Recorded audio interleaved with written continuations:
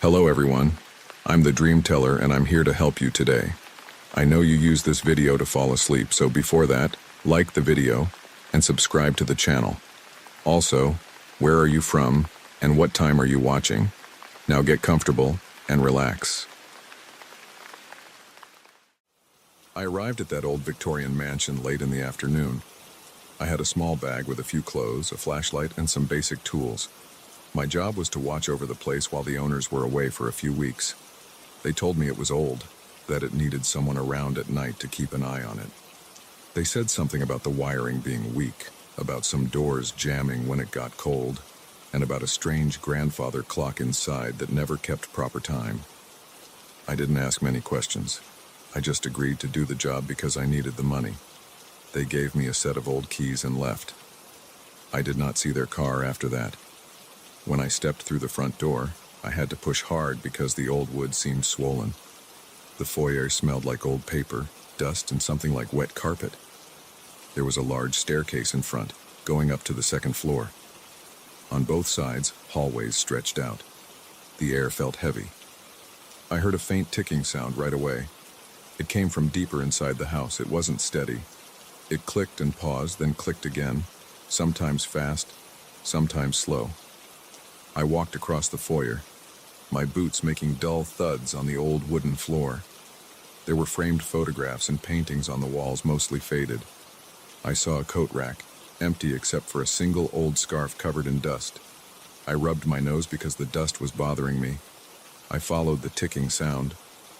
I moved to the left hallway, passing a couple of closed doors. I tried the knobs on each door as I passed. One door opened into a sitting room. It had armchairs and a low table with a vase. Another door led to a small study lined with shelves full of old books that smelled like mold. The ticking sound was louder now. I found the clock in the next room. It was a tall grandfather clock, placed against the far wall. The face was worn, the glass scratched. The pendulum swung from side to side, but not at a steady pace. It would swing 3 times slow, then 1 time fast, then pause, then move again. I frowned. The time on the clock was wrong. It showed something like 2:15, but my watch said it was nearly 5:30. I shrugged. Maybe the owners forgot to mention how broken it was. I stood there and watched it for a minute. The pendulum made a soft scraping sound, like metal on metal. Sometimes it caught for a second, then jerked forward. I reached out and touched the side of the clock, feeling the wood. It felt damp. I tried to open the front panel, but it was stuck. I didn't want to force it because I didn't know if I'd break something valuable. I decided to look around the mansion more, to see where I would sleep and what kind of food supply they left. I turned away, but then I heard a sudden chime. It was a hollow sound, almost like someone hitting a pipe. I turned back to see the clock. The hands had jumped. Now it said 6 among, but my watch said 5:32. The chime echoed through the hallway. I felt a chill on my arms. Something about that sound bothered me. I couldn't explain why. I listened for a while, but it did not repeat. I left the room and walked toward the kitchen. I passed the foyer again. I noticed the armchairs in the sitting room. I could see inside as I passed. The chairs were in different positions now. They were not facing the low table anymore. I could see the legs of the chairs at odd angles, like someone had pushed them around quickly. I stepped inside that room again. I looked at the table. The vase was gone. I looked around, saw it on a small side table near the window. I was sure it had been on the low table. I tried to remember if maybe I just missed it. I didn't think so. I didn't touch anything. I stood still. I didn't hear anything except the faint ticking, which sounded distant now. I continued to the kitchen. The kitchen had old cabinets, a rusted sink, and a small refrigerator that hummed. There was some bread on the counter, half stale, and some cans of soup in a cupboard. I opened the fridge. There was a bottle of water and some butter. I took the water and drank some. The aftertaste was metallic. I put it back. I checked the back door. It led outside to a small yard covered in tall grass. The sky was starting to get dark. I decided to pick a bedroom on the second floor for the night. The owners told me I could pick any guest room. I carried my bag upstairs. The steps creaked. The upstairs hallway had a row of doors. I opened them one by one. The first was a bathroom. The second, a locked door that wouldn't budge. The third was a musty bedroom with a large bed and a dresser. There was a window facing the yard. I set my bag on the bed. It smelled dusty, but at least the mattress felt firm. I checked the dresser drawers. They were empty. The air felt colder upstairs. I rubbed my hands together. I spent some time checking the windows and making sure the doors locked. When I went downstairs again, I noticed something strange. The hallway where I found the clock now looked different. The walls were the same, but the door placement seemed off. I remembered the clock was at the end of that hallway, but now when I looked down it, I couldn't see the clock. I walked carefully, checking each door. I found a dining room that I didn't remember passing before. Inside it, the chairs and table were arranged in a circle, all facing inward. The table had nothing on it. I tried another door. It led back to the foyer. I went around again and tried to reach that clock room. Somehow I kept ending up in the wrong rooms. I was sure I was following the same route as before, but each time I passed through a door, the room seemed to shift. I started to panic a bit. I stood in the foyer, looking at the front door. It was locked from inside. I knew how to unlock it, but I had agreed to stay. I wasn't sure if leaving was wise or not. The place was strange, but maybe I was just tired. I decided to sit on the stairs and think. While sitting there, I heard another chime. It was louder this time. I stood up and tried to locate the sound. It came from somewhere upstairs now, or so it seemed. I climbed the stairs, listening. As I reached the top, another chime sounded. It echoed in my ears. I passed the bathroom door. Ahead, I saw a faint glow coming from a room at the end of the hall. I walked slowly.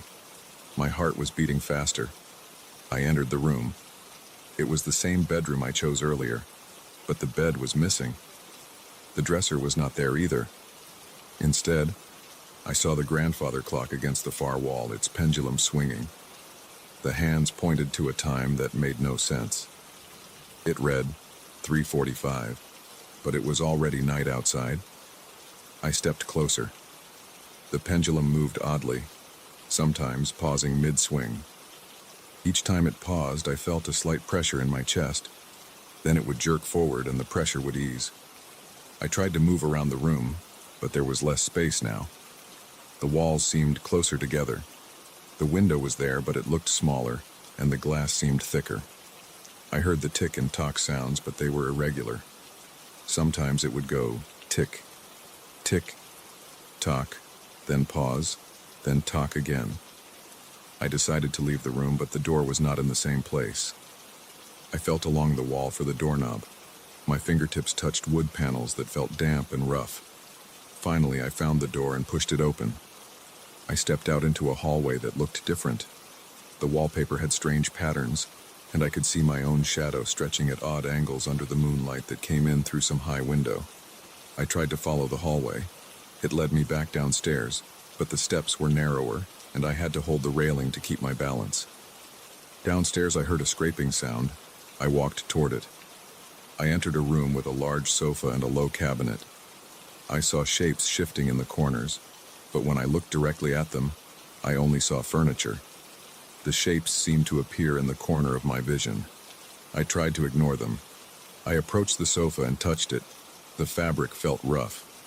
I turned to leave, but I heard the scraping again, like wood against wood.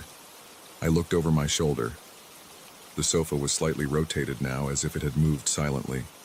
My breathing was shallow. I felt sweat on my back. I looked around the room and tried to find the doorway I came through. Instead, I saw a different door, half open, leading to a narrow hall. I went through it. Inside, I found a small storage room with shelves. The shelves were bare except for a small lantern. I picked it up. I shook it. It had a bit of oil inside. I lit it with my lighter. The flame flickered but stayed lit. Now I had some extra light. I returned to the previous room. The sofa was gone. In its place, I saw a chair and a small table. On the table, there was a pocket watch. I picked it up and checked it. The watch was not ticking. Its hands were stuck. I put it down and left it there. I realized I needed to find a stable point in the house, maybe the foyer or the kitchen, something that did not change. I tried to make my way back. Each door led to a slightly different arrangement of rooms. Sometimes I recognized a painting or a lamp. Other times I saw unfamiliar furniture. The dust was always present. My throat felt dry. I listened for the clock. I heard faint ticking somewhere ahead. I followed the sound. I found myself in a corridor with a window at the end. The moonlight shone through. I tried opening the window. It stuck. I pushed harder. It opened a crack. I felt cold night air on my face. I looked outside. I saw the tall grass, some old trees, and a fence in the distance. Everything looked normal outside. The moonlight was bright. I took a deep breath. My heart slowed a bit. I closed the window and turned around. The corridor was empty, but now I noticed the smell of something burning. I followed the scent to a room on my right. Inside, there was a fireplace with old ashes. No fire now, just cold ashes. I touched them. They felt dry and cold. I thought maybe the smell came from old wood somewhere else. I left the room. I wandered for a while, trying doors, checking rooms. Each time I thought I knew where I was, I found a new arrangement.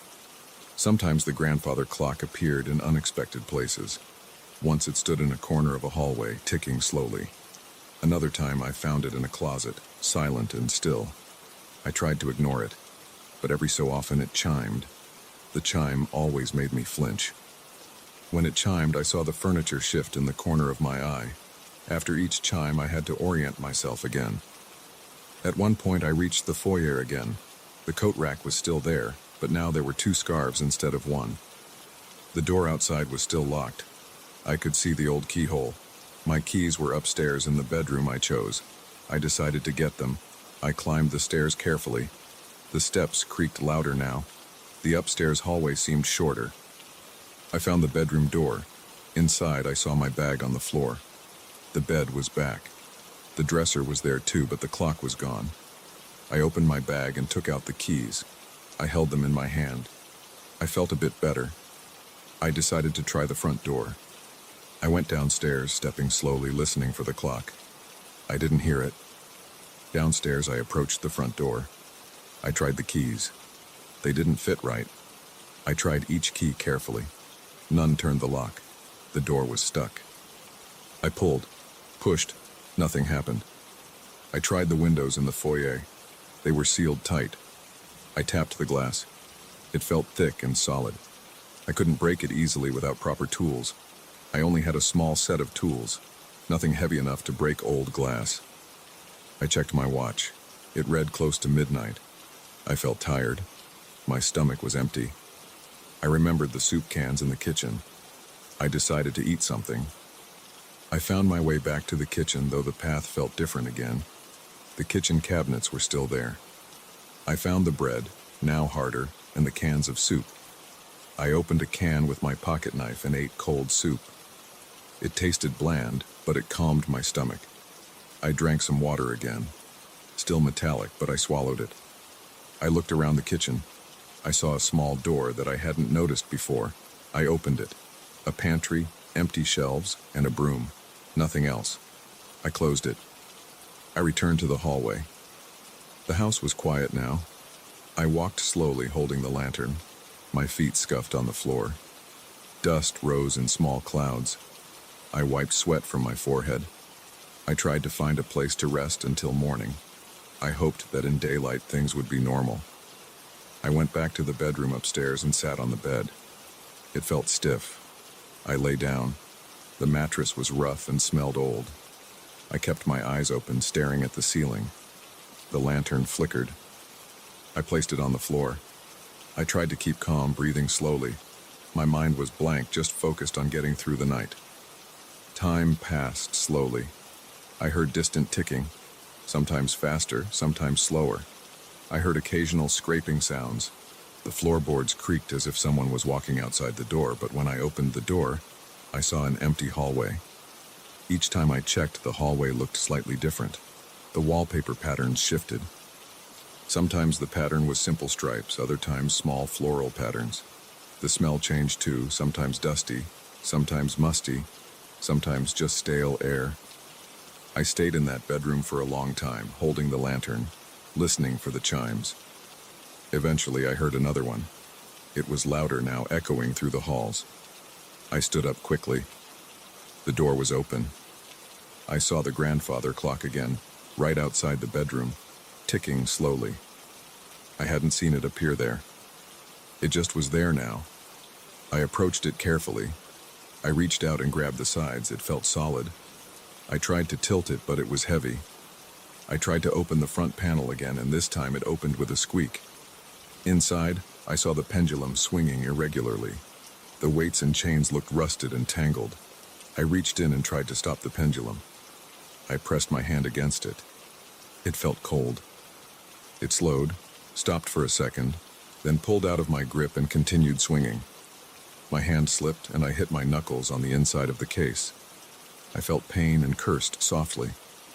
The clock chimed again. The hallway shifted. I looked over my shoulder. The bedroom door behind me was gone. I only saw a blank wall. I turned back to the clock. The hands pointed at a random time, something like 9:20. I backed away, keeping my eyes on it. I decided to keep moving, to not stay still. I walked down the hallway. The floor felt uneven. I had to step carefully.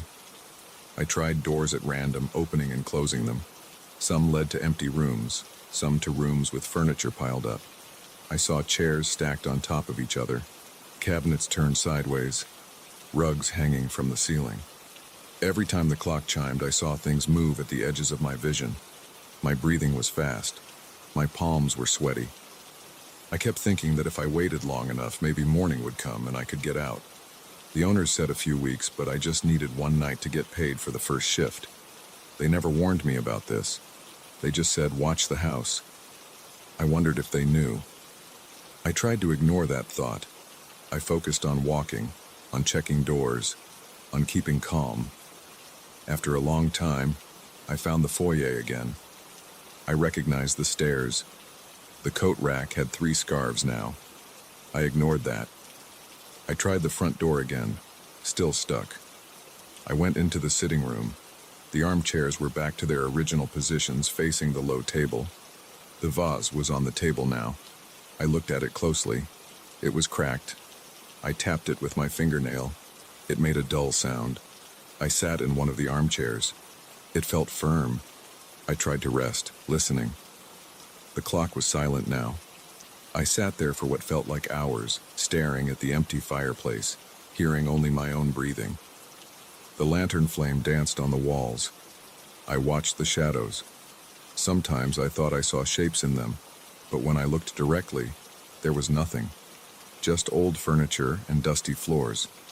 I tried to stand up, but my legs were stiff. I stretched, took a deep breath, and stepped back into the foyer. I walked to the window next to the door and looked outside. I saw the sky starting to lighten just a bit. The moon was lower. Dawn was near.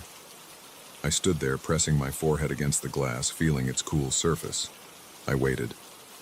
There was no more chiming. The clock was quiet. The furniture stayed in place. I stood still, waiting for morning, hoping that when the sun rose, I could open the door and leave. I held the keys tight in my hand. My knuckles were sore from before. I listened carefully, but I only heard silence now. I waited.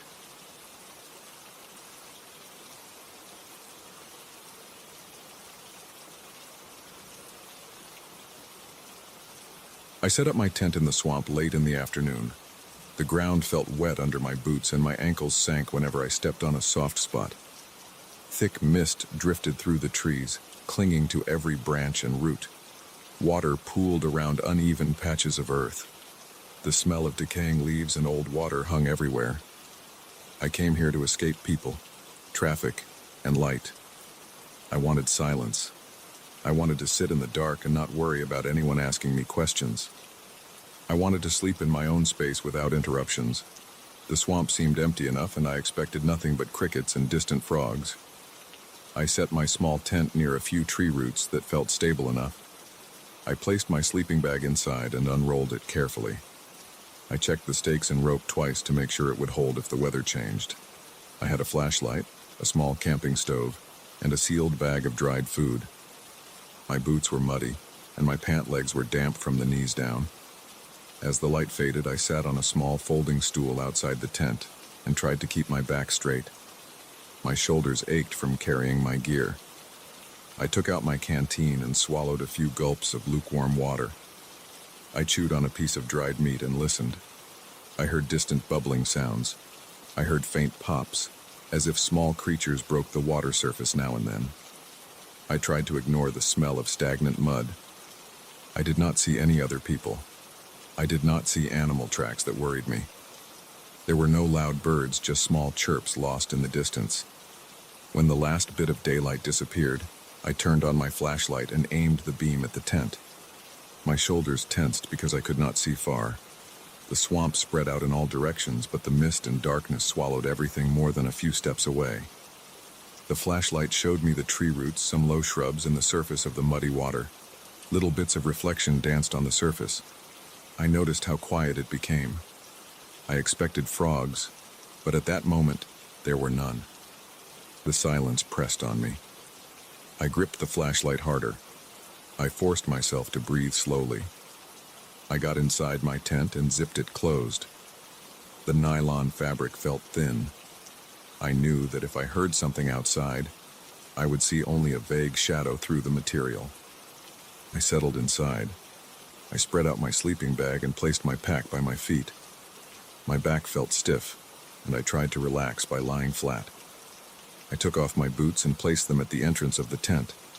I heard my own breathing inside the cramped space. I waited for sleep. I waited for some natural sound, maybe insects or a gentle breeze. But I heard only my heart beating. I dozed off for maybe a few minutes, maybe an hour. I woke up when I heard a strange noise. It was slow, deep, and uneven. It sounded like breathing, but not a normal kind. It was a wet, gurgling breath. It came from outside, not close, but not far. I sat up. My head touched the top of the tent. I held my breath and listened again. I heard it once more. It sounded heavier now, like lungs filled with thick fluid, pushing air out through layers of something soft and damp. There was a slight pause, then the inhale, then another pause, then the exhale. I could not tell if it was an animal or something else. It did not sound like a person. It did not have a rhythm I recognized. I picked up my flashlight. My hand shook. I considered turning it on and pointing it at the tent wall, but I was afraid I would make my presence too obvious. My chest felt tight. My palms felt damp.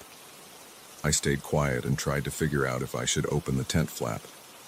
The noise continued, steady but slow. I tried to guess the distance. Maybe it was several yards away near the water. Maybe it was behind a tree stump. I could not be sure. I let out a slow breath through my nose. I reached toward the zipper of the tent door. I moved it a little, just enough to create a narrow gap. Through that gap, I saw gray mist and dark shapes. My flashlight remained off. I waited for my eyes to adjust. The mist swirled at about knee height, drifting across the surface of the swamp. I smelled something new. It smelled mineral, like whetstone and old iron. It made my nose burn. I tried not to cough. The breathing sound got louder. I heard a slight crackling noise, like something pushing through damp leaves or soft mud. I leaned forward and pressed my face to the gap. I saw a shape in the mist. It rose slowly, as if pulling itself upward from the mud. Its outline was long and twisted. I could not see details, only a silhouette. It had no distinct head or limbs that I could identify. It seemed to shift shape as it moved, but never formed a recognizable shape like a person or a known animal. It extended upward, then bent at an angle, then extended again. The slow movements sent ripples through the mist. My legs felt weak. My stomach tightened. I gripped the flashlight, but I did not turn it on. I did not want this thing to notice me. I tried to remain silent, but my breath sounded too loud in my own ears. I pressed my tongue against the roof of my mouth to keep quiet. I could feel sweat under my arms and along my lower back. The shape continued to emerge from the mud. I noticed that as it moved, the mineral smell grew stronger. I also heard a faint wet sound, like thick liquid bubbling. I did not see eyes. I did not see a face. It had a surface that looked smooth in some parts and uneven in others. The silhouette swayed slightly, like a thick vine pulled up from underwater. It did not reach for me. It did not charge or move fast. It seemed to focus on getting its full length out of the mud. The process was slow and deliberate. I thought about packing my gear and leaving. I wondered if I could run. The darkness and the mud would slow me down. My tent was small. If I made noise, I would draw attention. I was not sure if this thing had ears or if it could see light. I did not want to test it. My hands shook. My throat felt dry. I forced myself to swallow and not cough.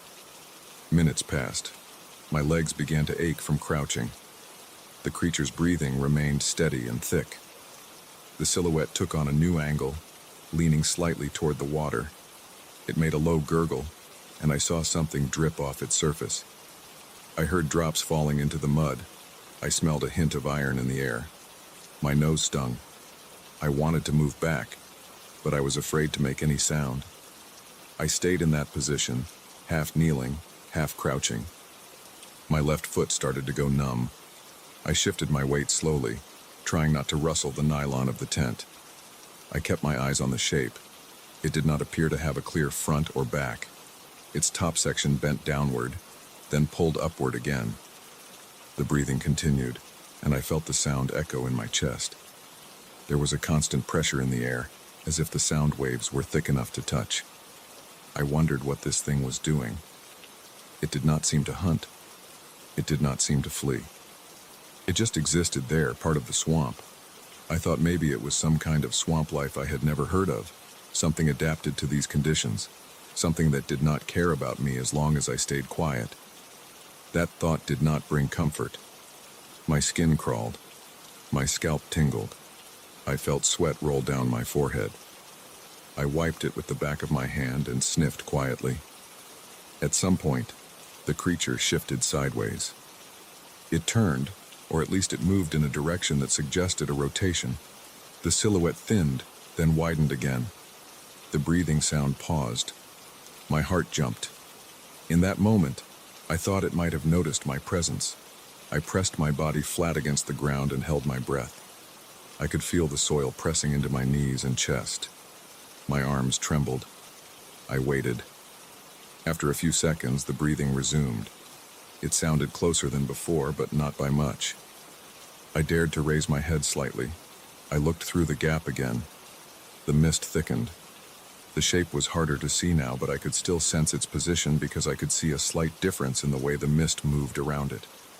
It formed a barrier in the swirl of white vapor, a solid object that bent the fog around it. I had a knife in my pack. It was not a large knife. It would not help me if this thing attacked. I did not reach for it. I did not want to move too much. My jaw felt sore from clenching my teeth. My breath came out in short, shallow bursts. I tried to keep my exhale through my nose as quiet as possible. The creature lowered itself closer to the ground. I heard a wet slosh as it touched the mud. It sounded thick and heavy, like a large mass pressing down into the sludge. The mineral smell intensified. I could almost taste it at the back of my throat. My stomach churned. I swallowed and tried not to gag. The air felt heavy and humid. I noticed tiny noises around me, small droplets sliding down my tent's fabric, a faint hum of insects in the distance, a soft crack when I shifted my knee. Each sound made me flinch. I worried that the creature would react. It did not. It seemed focused on whatever it was doing. Its shape twitched now and then, changing angles and lengths, but without any sudden moves. Time passed slowly. I lost track of how long I stayed there. My legs hurt.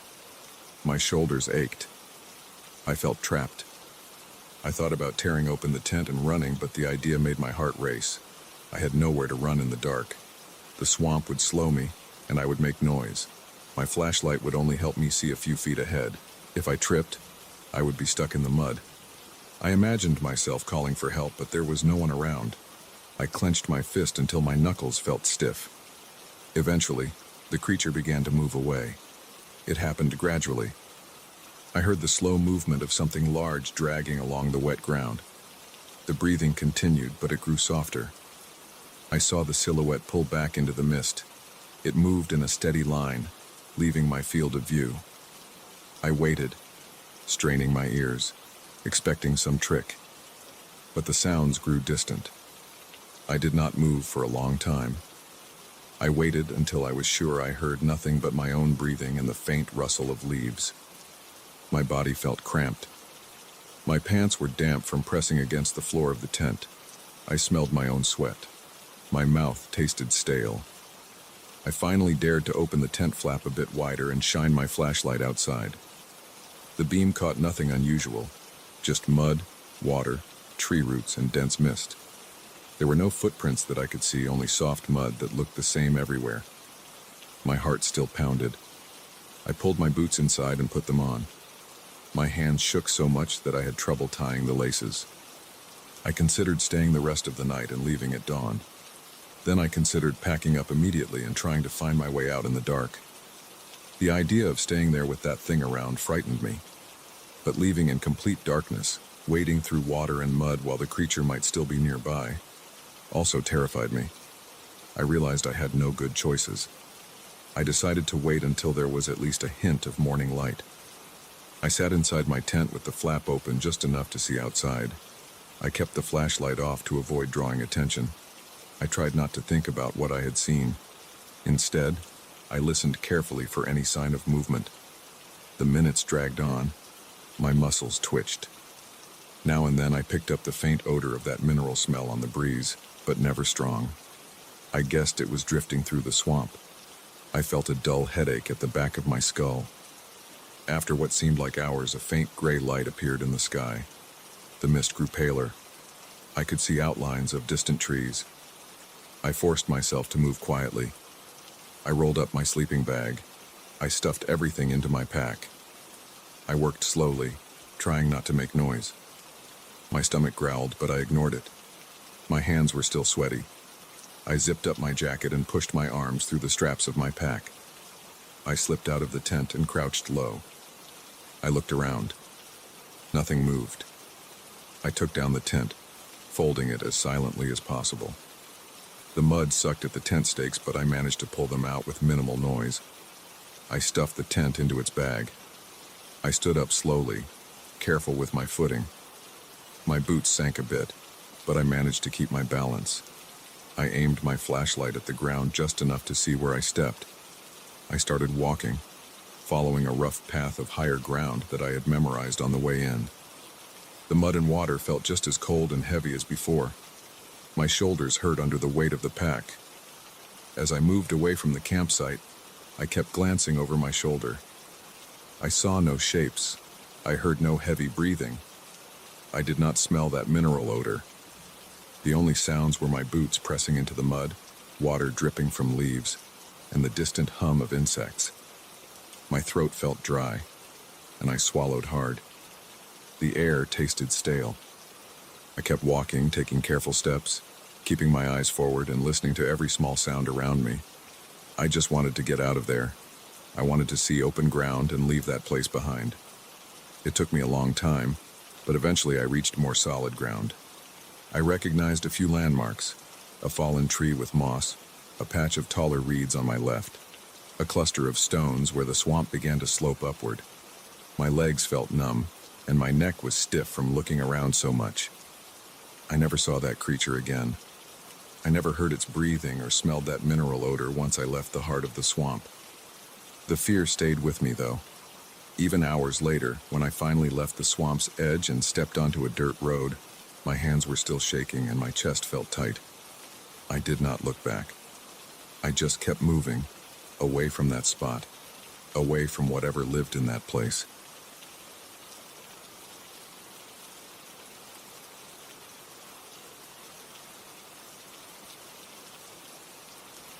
walked into the museum's main hall at around 11 at night.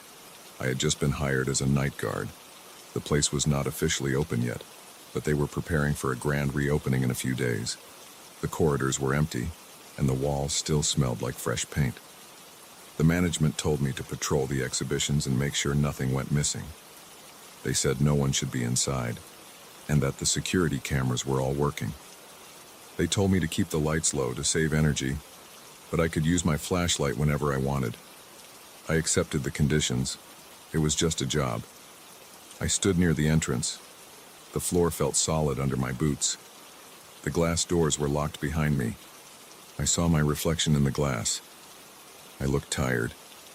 I had worked late shifts before, but not in a place like this. I had never worked alone in a big building like this at night. It seemed easy enough. Walk around, check the rooms, report any damage. Still, something felt off. I did not know why. There was nothing strange about the room, just the usual things you would find in a museum lobby. A desk, a few brochures, some potted plants. But I felt an unease that I could not place. I tried to ignore it. I stepped into the first gallery. The lights were dim, but I could make out the shapes of sculptures arranged on pedestals.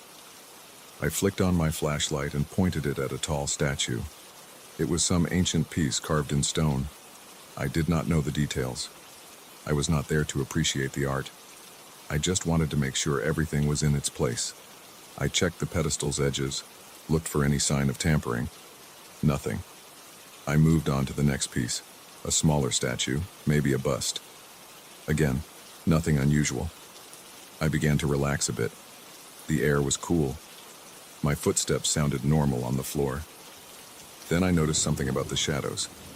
I do not know what caught my attention exactly. Maybe the angle of the beam from my flashlight. I looked down at the shadow of the statue in front of me. The statue was tall, with a head and broad shoulders. Its shadow on the floor should have shown those features. Instead, the shadow looked skewed, with thinner shoulders and a head that seemed too round.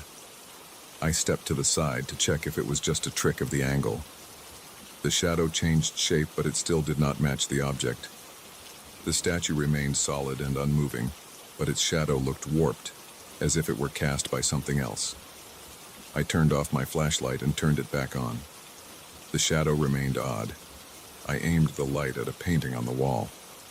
Paintings should cast simple rectangular shadows if the light hits them at a certain angle. This painting, a large canvas in a wooden frame, cast a shadow that did not match a rectangle. It looked like some irregular shape with protrusions that did not match the frame. I tried another painting. Same result. I stood still and breathed slowly. My palms felt damp. I forced myself to keep calm. There was no reason to panic. Maybe there was some unevenness in the surface of the floor or something about the lighting. I tried to ignore it and kept walking. The next few rooms were the same. Sculptures, paintings, and old objects all cast shadows that did not match their forms. Some shadows looked narrower, some wider. Some had strange angles that made no sense. Even small objects, like a vase on a table, cast a shadow that looked taller than it should. I checked the ceiling, thinking maybe there were hidden lights messing with the shapes. I saw nothing. The lighting seemed simple. A few dim ceiling lamps, my flashlight, and the glow from the emergency exit signs. Nothing fancy. As I kept walking, I started hearing odd noises. At first, it sounded like low whispering. I aimed my flashlight around, thinking maybe another guard was here. But I found no one. The voices were too muffled to make out any words. They seemed to come from behind walls or from corners where no one stood. I pressed my ear against a door at one point, trying to catch something clear. I only heard murmurs. They were not loud enough to identify a language or any recognizable words. They just sounded like people whispering to each other, as if discussing something quietly. I called out, "Hello?" and got no response. I checked my watch. About an hour had passed since I arrived. I needed to finish my round. I told myself to stay focused. I continued moving through the galleries. Each room felt colder as I went further in. My flashlight beam shook slightly. I tried to keep my hand steady. My breathing got faster. I told myself it was just my nerves. I tried to concentrate on my duty, check the artworks, ensure nothing was missing, move on. But I could not stop thinking about those shadows. They were everywhere, and none of them looked right. I entered a large hall with tall statues arranged in a circle. They were all of historical figures. I did not know their names. The hall was quiet, and the dim lights made long shadows stretch across the floor. I looked at one statue carefully. It had a human shape, a body, arms, and a head. Its shadow, however, had something like extra shapes on the sides. I knelt and leaned closer to the floor, shining my flashlight at the base of the statue. The pedestal was plain, just a block of stone. But the shadow on the floor showed something that looked like arms bending in a direction the statue's arms did not go. I felt a chill and stood up quickly. I looked around to see if anyone else was in the room. Nothing. Just me, the statues, and their wrong shadows. As I moved, I began to notice something else. Sometimes I saw a shadow move at the corner of my vision when I was not pointing the flashlight directly at it. When I turned to look, I saw only normal shapes on the floor. But when I was looking straight ahead and caught something in my peripheral vision, I swore I saw shadows shift slightly. I tested this by walking slowly and turning my head. It kept happening. The shadows looked stable when I focused on them, but seemed to shift when I looked away. I tried to calm myself by thinking about my next step. Maybe I should check the security room. There should be monitors there. If someone was in the building, I could spot them. I followed the signs to the security office. It was a small room near the back, with a desk, a few chairs, and a wall of monitors. The feed was grainy, but I could see the galleries. I watched for a few minutes. Nothing moved on the monitors. No one walked around. The cameras showed only the displays, still and quiet. I did not see any shadows moving on the monitors. They looked normal. I found that strange because I was seeing them differently with my own eyes. I flipped through the camera feeds, checked the entrances, the hallways. Everything looked ordinary on the screens. I rubbed my face and checked the time again. A few hours left until my shift ended. The contract said I just needed to stay until morning. I tried to imagine myself standing here until sunrise. The idea made my stomach tighten, but I had to do it. I needed the job. I decided to keep patrolling. Maybe if I walked faster, I would feel better. I grabbed my flashlight more firmly and returned to the corridors. As I walked, I heard those voices again. This time, I tried to follow the sound. I moved slowly, listening. The whispers seemed to come from behind a large locked door labeled storage. I pressed my ear to the door. I could make out a few words, but they did not sound familiar. The voices said names I did not recognize. They repeated them in a low tone. I tried the door handle. It was locked. I considered calling my supervisor, but it was late, and I did not want to admit that I was hearing things. I left the door and moved on. In another gallery, I found a long glass case displaying old tools and pottery. I shined my flashlight along the case. The objects inside were arranged neatly. Their labels were handwritten. As I examined the shadows of these tools, I noticed that some shadows were not attached to the objects at all. When I say not attached, I mean that I saw a tool sitting in the case, and a shadow on the floor near it, but not directly beneath it or behind it. The shadow was a few inches off, as if belonging to something next to it. I tapped on the glass and watched carefully. The object did not move, but the shadow remained where it was, not lining up correctly. I moved on, keeping my footsteps steady, trying not to think too hard about what this meant.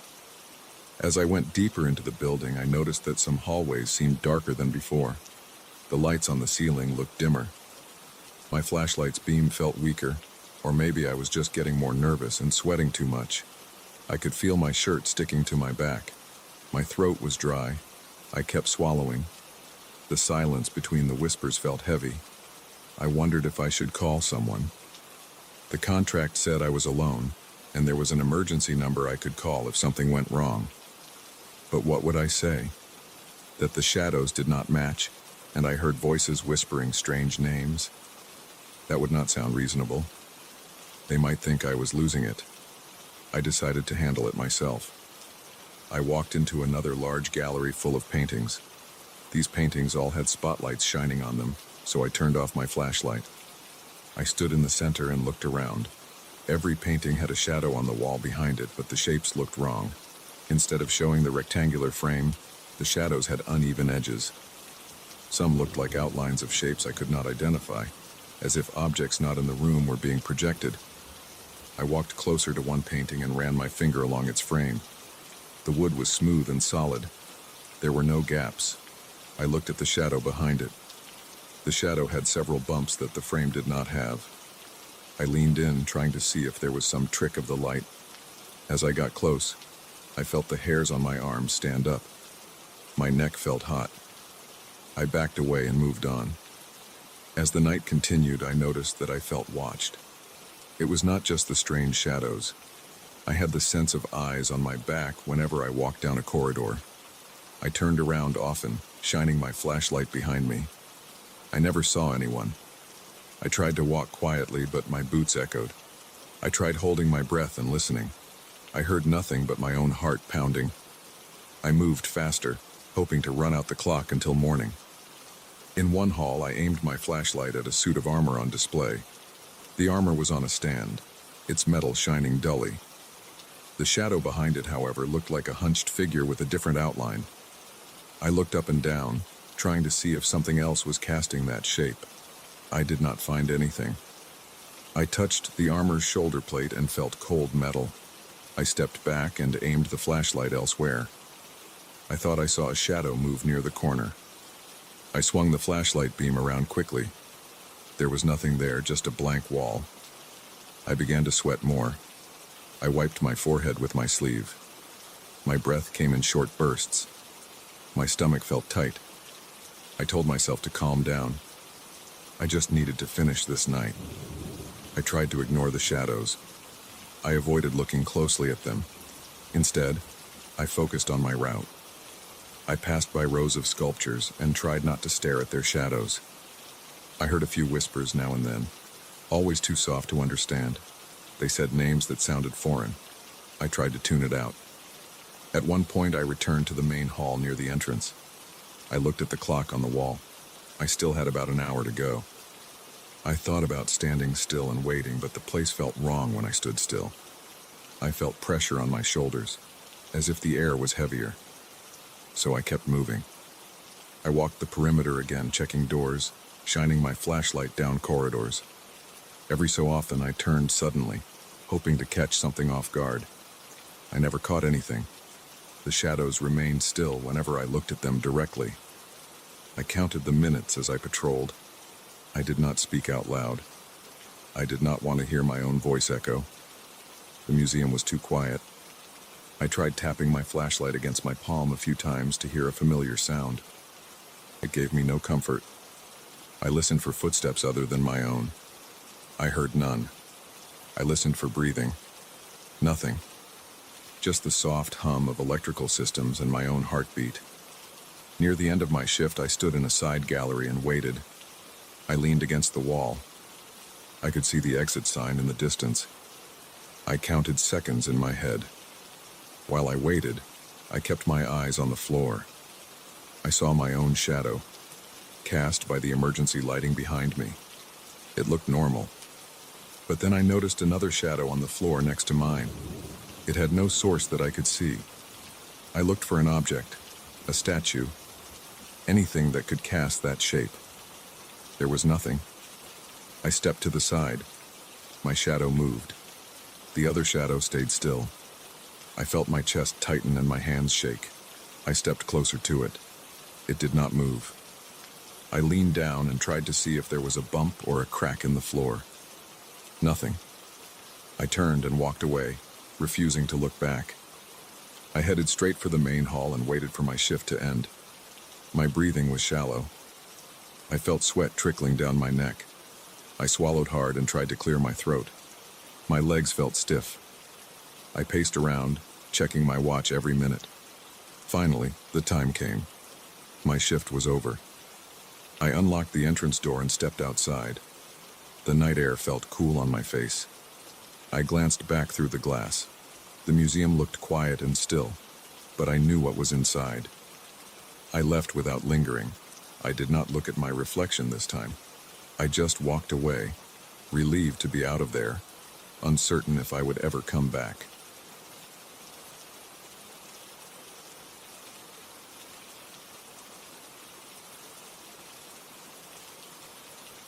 I stepped out of my truck and looked around. It was late afternoon and the barn I had rented stood at the end of a long dirt road in the countryside. I noticed the peeling red paint and the loose boards. The roof looked stable enough. There was no sound except the breeze moving through dry grass. I had chosen this place because I needed quiet. I wanted a few days alone to clear my head. I had paid the owner in advance and received a single key that fit a rusty padlock on the barn door. I had no interest in comfort. I just wanted silence and distance from everyone and everything. Inside, the air smelled of old wood and dust. I saw bales of straw stacked near the corners. A few heavy timbers crossed above me, and I noticed a small loft with a simple ladder. There was a single electric bulb hanging from a cord in the center. I turned it on.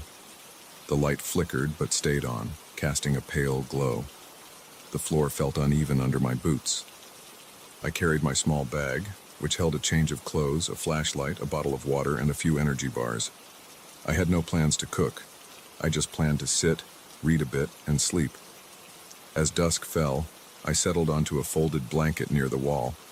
I leaned against a support post and tried to relax. The quiet did not calm me as much as I had hoped. The barn felt too still. I heard no insects, no distant cars, nothing. After a while, the wood in the walls began to creak. At first, it sounded normal, like old boards adjusting to temperature changes. Then I noticed something else. The creaking had a pattern, like whispered words. I tried to ignore it, but the noise did not fade. It grew more distinct as the light outside vanished. I stood up and walked around, searching for the source. The walls were rough and smelled musty. I pressed my ear against one board and listened. I heard a faint voice. It was not my imagination. It was too clear for that. It did not sound angry or loud. It was soft and gentle. It said something I could not fully understand. I caught parts of words, maybe names. I heard what sounded like Ian or Anne, and then a broken phrase. Something like, "Get the rope," or "Left it behind." I felt a chill crawl up my arms. I pulled back and stared at the wood. It was just wood. There was no speaker, no radio, nothing that I could see. I checked my phone for a signal. There was nothing. The owner had told me that I would have no reception out here. I tried to tell myself I was tired and my mind was playing tricks. I shined my flashlight along the boards. They were warped and cracked. I saw tiny gaps. Maybe the wind outside made strange sounds as it passed through. I tried to believe that, but I could not shake the feeling that I had just heard real words. I decided to lie down and close my eyes for a bit. Maybe I would feel better if I slept. I spread out my blanket on a section of relatively clean floor. The smell of straw and old dirt filled my nose. I could taste dust on my tongue. I tried to rest, but as soon as I lay still, I heard a new sound. The straw in the corner rustled. I lifted my head and pointed the flashlight toward it. I saw nothing move. The straw sat in a heap. There were loose pieces scattered about, but I could not see anything alive. No rats, no bugs. I leaned closer. The straw shifted again. It did not blow around like normal. It gathered into a small mound that rose about a foot high. The shape looked unnatural, like it had a head and shoulders. I sat up straight, heart pounding. The shape stood out clearly in the dim light. It had no eyes, no mouth, nothing human. But it stayed in that rough form for a few seconds before collapsing back into a shapeless pile. I did not know what to do. My pulse raced. I felt sweat on my neck. My hands shook. I tried to breathe quietly. I told myself to calm down and check it again. I crawled closer, shining the light right onto the straw. It was just straw. I pushed it aside with my boot. It made a dry rustling sound. After I disturbed it, it just looked like loose straw again. I felt a small relief, but not much. Something about it bothered me. I backed away and sat down again, keeping the flashlight on that spot for several minutes. Nothing happened. Then I heard the voice again. It came from above this time, near the rafters. The wood beams groaned. I heard whispered names. They sounded different now. I thought I heard the name David or Damon. I could not be sure. There were small fragments of sentences. Waiting by the door. And she said not to. I tried to understand, but the voice never spoke in full sentences. It sounded like overhearing a conversation from a room next door. The tone was soft, never rising above a whisper. I stood up and moved the flashlight over the rafters. I saw dust and a few cobwebs, nothing else. No nests, no bats, no sign of anything that could produce a voice. My mouth felt dry. I unscrewed my water bottle and took a sip. The water felt warm and stale. I swallowed anyway. I wanted to leave, but it was night, and I did not feel like driving in total darkness through unfamiliar roads. I tried to stay calm. I would just wait until morning and then decide if I wanted to remain here or not. I tried to sit again. My knees felt weak. My stomach churned. I heard more creaking. It sounded like the wood was bending close to my ears. The voice came again, but now I noticed something else. I could hear breathing. It was very faint, but it was there. It came from the empty air, as if someone stood a few feet away. I shined my flashlight around, looking at every empty corner. The barn was mostly empty except for the straw piles and some old wooden crates along one wall. I checked those crates. They were empty. The dusty smell made me cough. I tried talking out loud. "Who's there?" I asked. My voice sounded small. I expected silence, but instead I heard a soft response. It was not words, just a quiet exhale, like someone sighing. I jumped back, bumping against a post. My heart hammered. I felt my skin tightening on my back. I looked down at the floor, searching for footprints or any sign of movement. The dirt and old wood floor showed nothing but my own tracks. I walked over to the door and pulled on it. It opened easily. Outside, the darkness was complete. I saw stars and the vague outline of trees. The air was cool. I considered getting in my truck and leaving right then, but something made me hesitate. I had paid for this place. I had come here to find peace, and I felt angry that I was panicking. There were no threats, no one attacking me. The whispering did not curse or scream. It only said these strange phrases and names. The straw shifting shape did not hurt me. It only startled me. Maybe I was tired. Maybe it was some trick of old material settling. Maybe the straw fell in a weird way. I tried to convince myself again that nothing was wrong. I closed the door. The barn was dim. The single bulb cast weak light. I decided to turn it off and rely on my flashlight. Maybe the bulb's humming or flickering was causing me stress. I reached up and pulled the chain. Darkness filled the barn except for my flashlight's narrow beam. In that silence, I heard my own breathing. I forced myself to sit down again and try to rest. Within a minute, I heard it again. The wood whispered. This time it sounded closer, like someone speaking right against my ear. I jerked my head around, pointing the light. Nothing there. I got up and paced the barn from one end to the other. I ran my fingers along the rough boards. I touched the straw. It felt dry, prickly. No heat, no moisture, no hint of life. But when I stepped back, I saw it move again. A small pile in the corner formed a shape with a hollow center, like a figure crouching. It held its form for a few seconds, then fell apart. I pushed the straw aside with my foot, and it scattered into loose strands again. My breath came in quick bursts. My chest felt tight. I clenched my fists. I tried to hold steady. The sound of whispering names kept drifting through the barn. They changed. I heard Robert, Helen, Mark. Sometimes I heard a phrase like "he went outside," or "wait until sunrise," or "not now." All of it sounded random and disconnected. I never heard two lines that formed a coherent conversation. It was like listening to scraps of speech from different times and different people. I checked my watch. It was a little past midnight. The night felt long. I tried to lean against a wall and steady myself. I considered leaving again, but the idea of driving away in darkness still felt worse. I thought maybe if I waited until dawn, I would be able to laugh this off and leave peacefully. So I stayed. I tried to ignore the whispers. I tried to focus on the physical world. I noticed the way the dust motes drifted in my flashlight beam. I smelled the stale scent of old hay. I felt the rough texture of the wooden posts when I touched them. My boots scraped the dirt floor. I let my mind focus on these simple details, but the whispering continued. The wood creaked and groaned. The voices never shouted, never became loud, but they never stopped. Every few minutes I would hear another name, another half sentence. Every time I moved, I felt a presence behind me.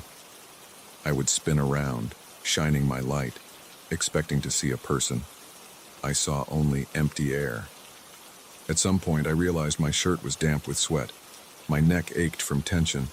My legs trembled. I tried sitting again, but my body refused to relax.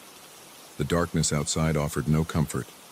The barn felt like it held me inside it, even though the door was not locked. I knew I could leave, but I stayed. Maybe I wanted to prove to myself that I was not losing control. Maybe I thought if I stayed quiet enough, I would catch a full sentence, some clue that would explain all this. I moved toward the ladder to the small loft area. I climbed up slowly, shining my flashlight ahead. The loft was dusty and empty. I saw a few planks of wood and some old rope. I did not see anything that could whisper. I listened. The voices sounded distant now, as if they were coming from below.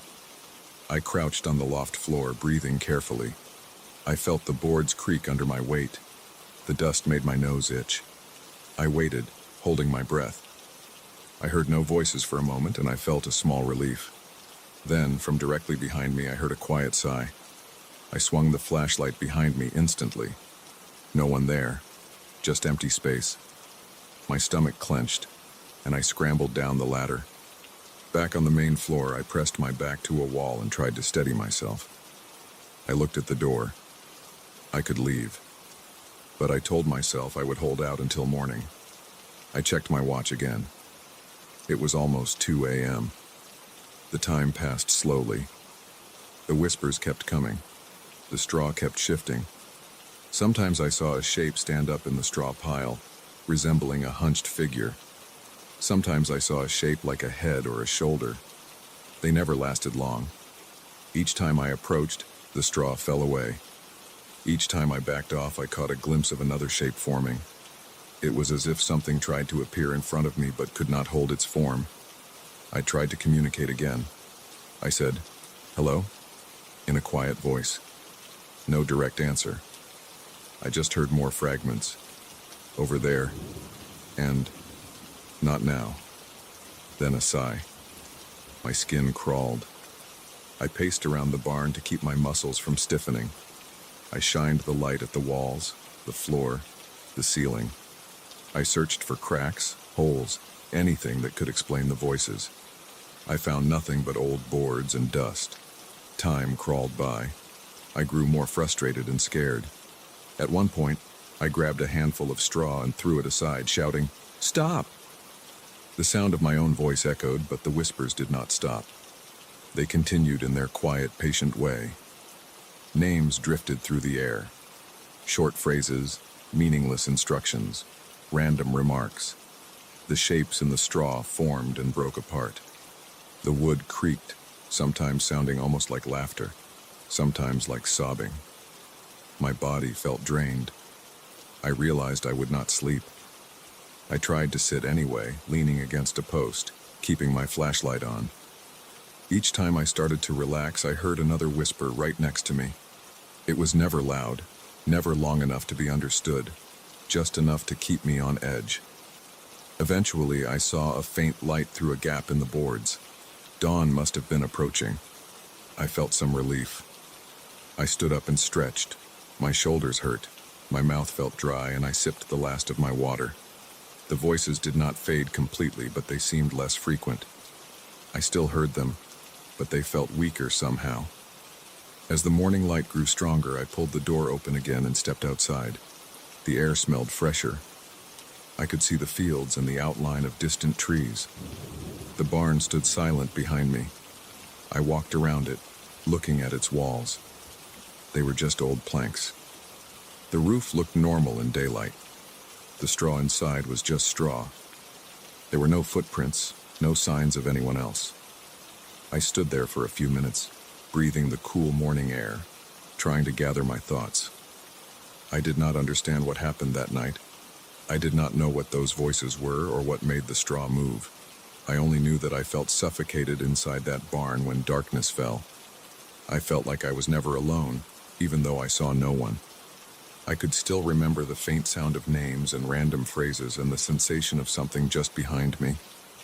I walked back in and grabbed my bag. I did not want to stay another night. I carried my things out, locked the barn's padlock, and got into my truck. My hands still shook. My forehead felt damp. I started the engine and drove away, leaving the barn behind me.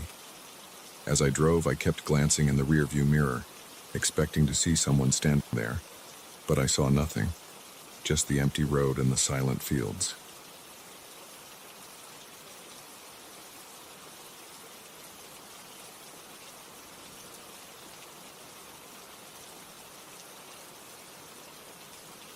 I walked into the hotel's lobby late in the afternoon around 5. I had been driving for hours and wanted a place to rest before continuing my trip the next morning. The hotel looked old, maybe from the early 1900s. The receptionist wore a neat uniform and spoke quietly. He gave me a room key, told me where to find the elevator, and said the restaurant would close around 9. I nodded and headed toward the main corridor that led to the rooms. At first glance, the corridor looked like any other in a historic hotel. The walls were covered with old wallpaper, the kind with repetitive patterns. The lighting came from old-fashioned lamps fixed to the wall every few yards. The carpet felt thick under my shoes. There were portraits hung evenly along the hallway. Old men in suits and ties, women in formal dresses, a few landscapes that looked faded. Everything smelled like old books and dust, but not unpleasant. It just felt old. I noticed something strange after I passed the first set of guest rooms. The corridor seemed to stretch longer than it should have. From the outside, the building looked like 3 stories with maybe 10 or 15 rooms on each floor. But after walking for about a minute, I expected to see a turn or something that indicated I had reached the far side of the hotel. Instead, the corridor continued in a straight line, doors evenly spaced, lamps glowing softly. I slowed my pace and looked around. The corridor was quiet. I could only hear my own breathing and the soft sound of my footsteps. I turned and looked back toward the lobby. I expected to see the reception desk at the far end, but all I saw was more corridor behind me. I frowned, took a few steps back in that direction, and stopped at a door on my left. I pressed my ear against it. There was a dull sound coming from inside, like a distant hum. I tried the handle, but it was locked. The door looked like a regular wooden door with a small brass knob. When I let go, I noticed that as soon as I stepped away, the hum stopped. I moved to the door across the hall. I listened again. This time, I heard a faint tapping, like someone lightly knocking on a table. I tried the handle, locked again. I took a deep breath and decided to return to the lobby to ask the receptionist if I was on the right floor. I turned around and walked in the direction I came from. I walked for a good 30 seconds and saw nothing change. There were just more doors, more lamps, more old wallpaper, more portraits. I stopped and checked the doors again. Different doors now made different sounds. One door made a faint scraping sound when I pressed my ear against it.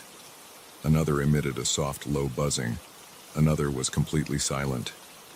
I touched the wallpaper, trying to see if there was a hidden seam or a door disguised in the wall. It felt dry and rough. I tried to pull at the portrait frames. They were fixed firmly. The lamps were all the same style, all producing a weak yellow light. The corridor temperature felt steady. There was no draft. I couldn't see any windows. I walked faster, heading back in the original direction of my room's location, hoping to see a door number that matched the one on my key. The key had a brass tag with a room number etched on it. It said 214. I started looking at the small plates next to the doors. They had no numbers. They were blank. I moved from one door to the next, checking them carefully. All blank, no room numbers. I looked over my shoulder again. The corridor looked the same in both directions. There was no sign indicating exits or stairs. My heart rate increased. I could feel my pulse in my neck. I tried to stay calm, but my breathing got heavier. I told myself to keep moving. Maybe I missed a turn. I walked on, counting doors as I passed them. After passing about 10 doors, I came to a slight curve in the corridor. It bent to the right. This surprised me because from the outside, the hotel looked rectangular. I followed the curve. After turning the corner, the corridor continued straight again. But now the portraits were different. I recognized one I had seen before, the face of a man with a thick mustache. I was sure I had passed it a few minutes ago. Now it was here again, on this new stretch of corridor. I stared at it closely. The eyes in the portrait seemed to have a faint glow, like tiny reflections of the lamp. I stepped closer. The glow did not disappear. I reached out and touched the frame. It felt normal, just wood and glass. I glanced around, looking for something to use as a marker. There was a small side table against the wall, holding nothing but a glass vase. I picked up the vase and placed it on the floor, right in the middle of the corridor. I walked forward for about 20 steps, counting them carefully. Then I turned around. I expected to see the vase on the floor behind me. Instead, the vase was gone. The corridor looked empty. I swallowed hard and rubbed my hands together. My palms were damp. I wiped them on my pants and kept walking. I tried to ignore the sounds behind the doors. They made me uneasy, but I couldn't do anything about them. The doors were locked, and I didn't have the right keys. I tried a few more handles anyway, shaking them, pushing against them. Nothing opened. The handles felt solid and cool to the touch. The light from the lamps flickered once in a while. I noticed it after a few minutes, a slight dimming, and then a return to normal. I tried to call out for help. My voice sounded strange in the corridor, echoing slightly but never bringing any response. I shouted a few times, louder and louder. No one answered. The corridor just went on and on. After walking for what felt like 15 or 20 minutes, I realized I should have pulled out my phone earlier. I reached into my jacket pocket and took out my cell phone. No signal. I tried to make a call anyway, but it wouldn't connect. I tried a flashlight app. The phone's light worked, but the corridor was already well lit by the lamps. I tried to send a text message, but it wouldn't send. The battery was still fine, at least. I looked at my watch. Almost half an hour had passed since I left the lobby. This made no sense. I decided to try another tactic. I turned around and started walking back, keeping my eyes straight ahead, not looking at the doors or the portraits. I focused on my breathing and counted my steps. After about 40 steps, I looked up.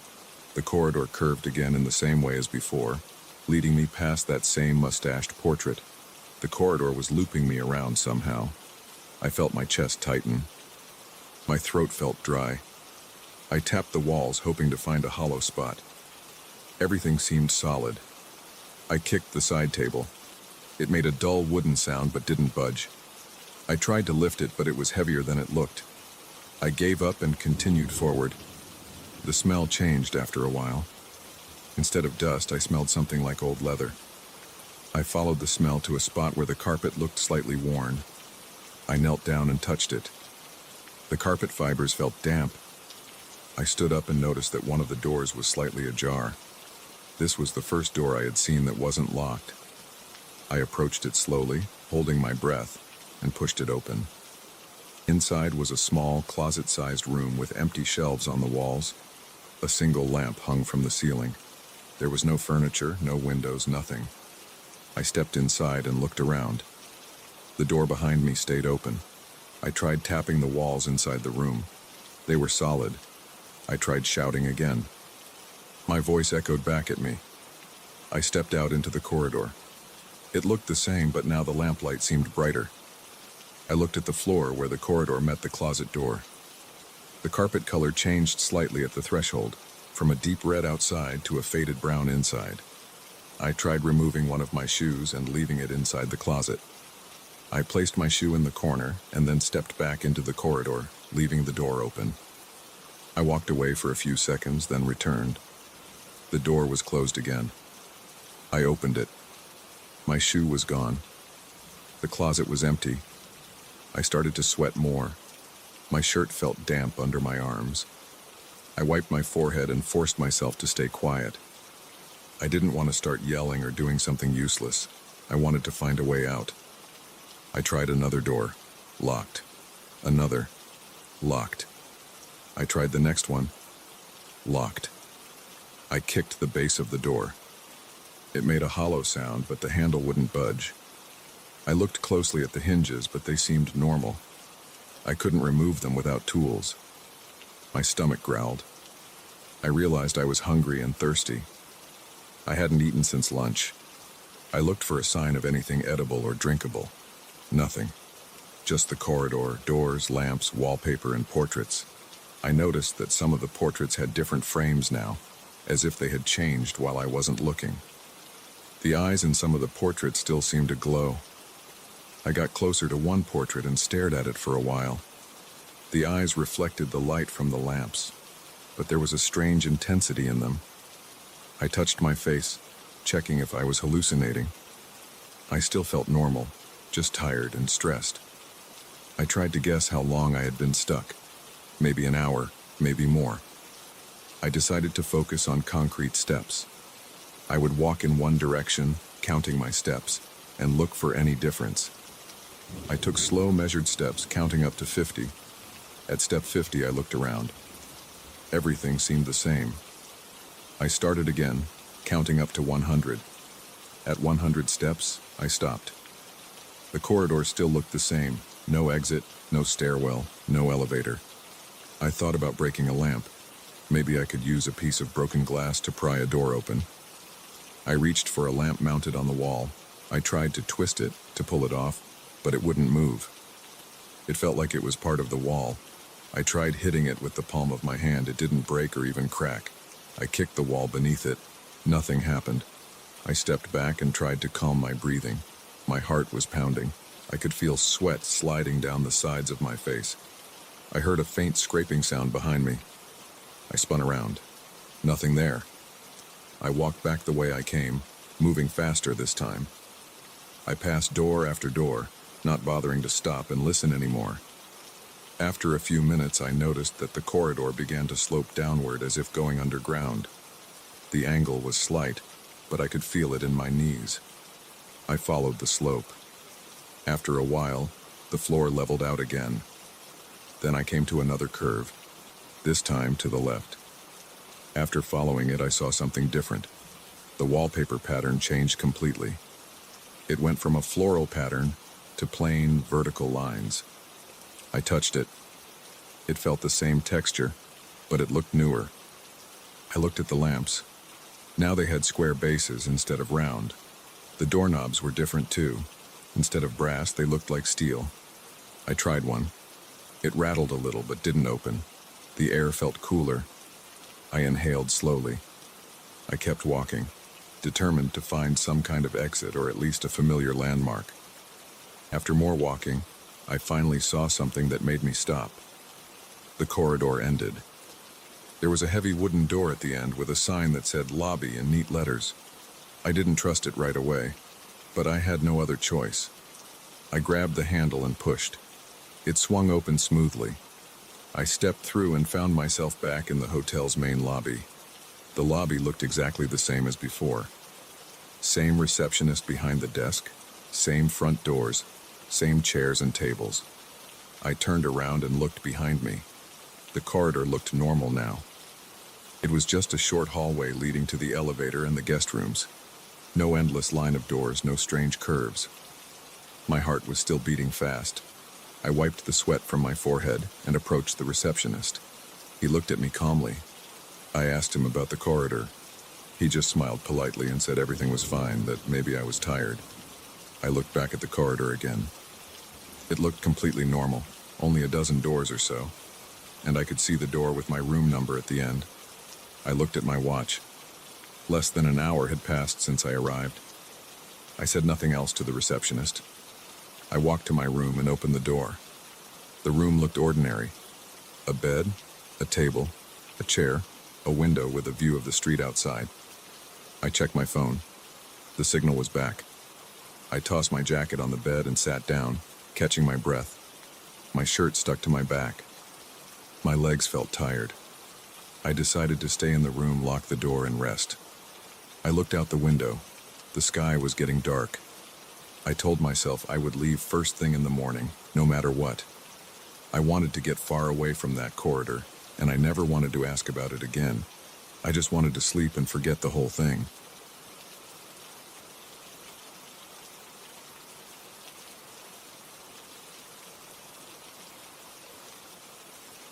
I pushed the back door open at the end of another day, and the stale odor of dust and old wood hits me right in the face. I stand there with my hand on the door handle, breathing slowly, trying not to gag.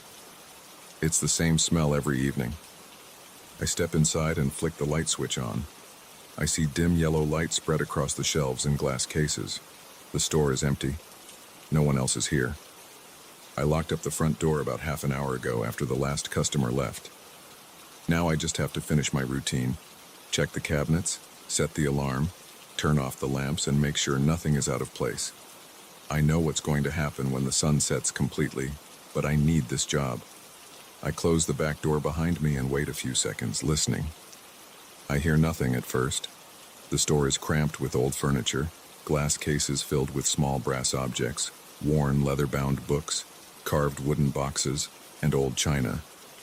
The walls are lined with shelves holding clocks, lamps, vases, candle holders, and mirrors. I move slowly between the aisles, avoiding the low tables and stools that are always in awkward places. My footsteps sound dull on the old floorboards. I keep track of my breathing. I try to keep it steady. I look up at the stained glass windows near the ceiling. They are small but bright, showing geometric patterns during the day. Now they are dark except for some faint glow from the street lamps outside. They don't show anything strange yet, so I relax a bit. I walk to the front of the store. The front door is locked. I give it a quick pull to make sure. I run my hand along the old wooden counter where we keep the register. The surface feels rough and dry. The cash register is already shut down. I glance at the old brass clock on the wall behind the counter. It has no pendulum, and its keyhole is empty. Its hands point randomly to some hour that doesn't make sense. I never touch it. The owner told me not to wind it. He said it's broken. I shrug and check the shelves behind the counter. Nothing is missing. Everything looks fine. I realize the street outside is getting darker. The sun must be almost gone. I walk back toward the center of the store. The floor creaks under my boots. I know that soon the floorboards will start making patterns of sound. It's not random. The first time I heard it, I tried to ignore it. That never helped. I just need to do my tasks and get out. I head to a tall wooden cabinet on the left side of the store. It's filled with porcelain dolls, teapots, and tiny ceramic figurines. I open it and check if everything is in order. The figurines are all there, lined up in neat rows. I close the cabinet and feel the first hint of tension in my shoulders. I hear something click behind me. I turn around. One of the large grandfather clocks against the wall is swaying slightly. It's not wound, I know it's not. I step toward it. Its hands start moving. I watch them jerk forward. The clock face is cracked. I can see the gears inside. They turn on their own. I reach out and put my hand against the glass. It's cold. I feel the tiny vibrations of something forcing its way through old metal parts. I back away. It's starting earlier tonight. I hear a low ringing sound. At first it's just one clock, then another joins. Soon, 3 or 4 of them are ringing at once, their chimes mixing in a disorganized clang. I grip my keys in my pocket. I know that every clock in this place will start ringing in a few minutes. It happens every night. I can never figure out why. The owner claims he doesn't know. I don't ask him anymore. I just accept it. I walk around the store, turning off some table lamps. The electricity is not a problem. The lights are stable, but I prefer to work with minimal lighting once I'm done with the main checks. I've found that bright light makes things worse sometimes. The reflections on the glass cases and mirrors become more noticeable. At some point, the reflections start behaving in ways that make me sweat. They track my movements. They stare at me. I try not to look directly at the mirrors, but I have to pass by them. They cover so many walls. I pass one mirror with a heavy wooden frame. It's about shoulder height. I see my face in it. My face looks normal at first. I look tired and pale, and there's a line of sweat on my forehead. But then I see my reflection's eyes. They are not following my exact motion. When I tilt my head slightly, my reflection tilts its head, but with a delay, like it's thinking about it. I step back, holding my breath. My stomach feels tight. I blink fast. I look away from the mirror and keep walking. The floor starts to creak more rhythmically now, as if each board is being pressed by some invisible foot in a fixed sequence. The pattern runs along the length of the store, from the front door to the back door and back again. I try to ignore it. I focus on the tasks. I have to set the alarm before I leave. The alarm panel is near the back door. I walk there. I punch in my code, but the panel's small screen flickers. The code doesn't register. I try again. The panel gives a faint beep, then goes blank. I feel my heart beating faster. Without the alarm set, I have to explain to the owner. He will ask questions I don't want to answer. I push the panel's buttons harder. Still nothing. The clocks are ringing louder now. I hear their metal clang behind me. I feel the vibrations under my feet. I turn around and see the aisle full of old clocks rocking on their shelves. Some are small mantel clocks, others are large grandfather clocks. They swing their pendulums even though I never wound them. They all chime together now, creating a single continuous tone that makes my teeth hurt. I want to leave, but I still have to make sure the back windows are locked. I have a flashlight in my pocket. I take it out, click it on, and walk toward the back windows. The beam of light is weak, but enough to see the window latches. They are all closed. I reach out to touch one latch and feel a sudden cold draft on my neck. I turn around fast. Behind me there's a section of the store with stained glass panels on the upper parts of the walls. They were dark before. Now there's a faint glow behind them. I see shapes forming in the glass. The colors twist into vague human-like faces. They have wide mouths and misshapen cheeks. Their eyes are empty holes. They grin. They don't move. They just stare. I breathe through my mouth, trying not to make noise. My legs feel weak. My hands shake. I point the flashlight toward them. The light doesn't change anything. They stay there, frozen in place, staring with those empty eyes. I swallow hard and turn away. I can't do anything about them. I move along the back wall, checking each window latch. My flashlight shakes in my hand. I notice my knuckles are pale. The floor creaking is louder behind me. The pattern repeats like a loop. Creak, pause, pause. I ignore it. I reach the last window and see my reflection in the glass. It's just a faint reflection, but enough to see my own eyes. They look wide and scared. I notice my reflection's head turn slightly before I move mine. That's enough for me. I step away from the window and walk quickly toward the front of the store. I almost trip on a low stool. I kick it aside and it scrapes against the floor. The sound is sharp. The clocks ring again all at once, loud and clear. I cover my ears for a second, grit my teeth, and force myself forward. I reach a set of mirrors on one wall. They are arranged in a row, each with a different frame: gilded wood, chipped paint, iron, and brass. I can't avoid looking at them because they reflect the path to the exit. I see myself from different angles. In one mirror, I stand straight.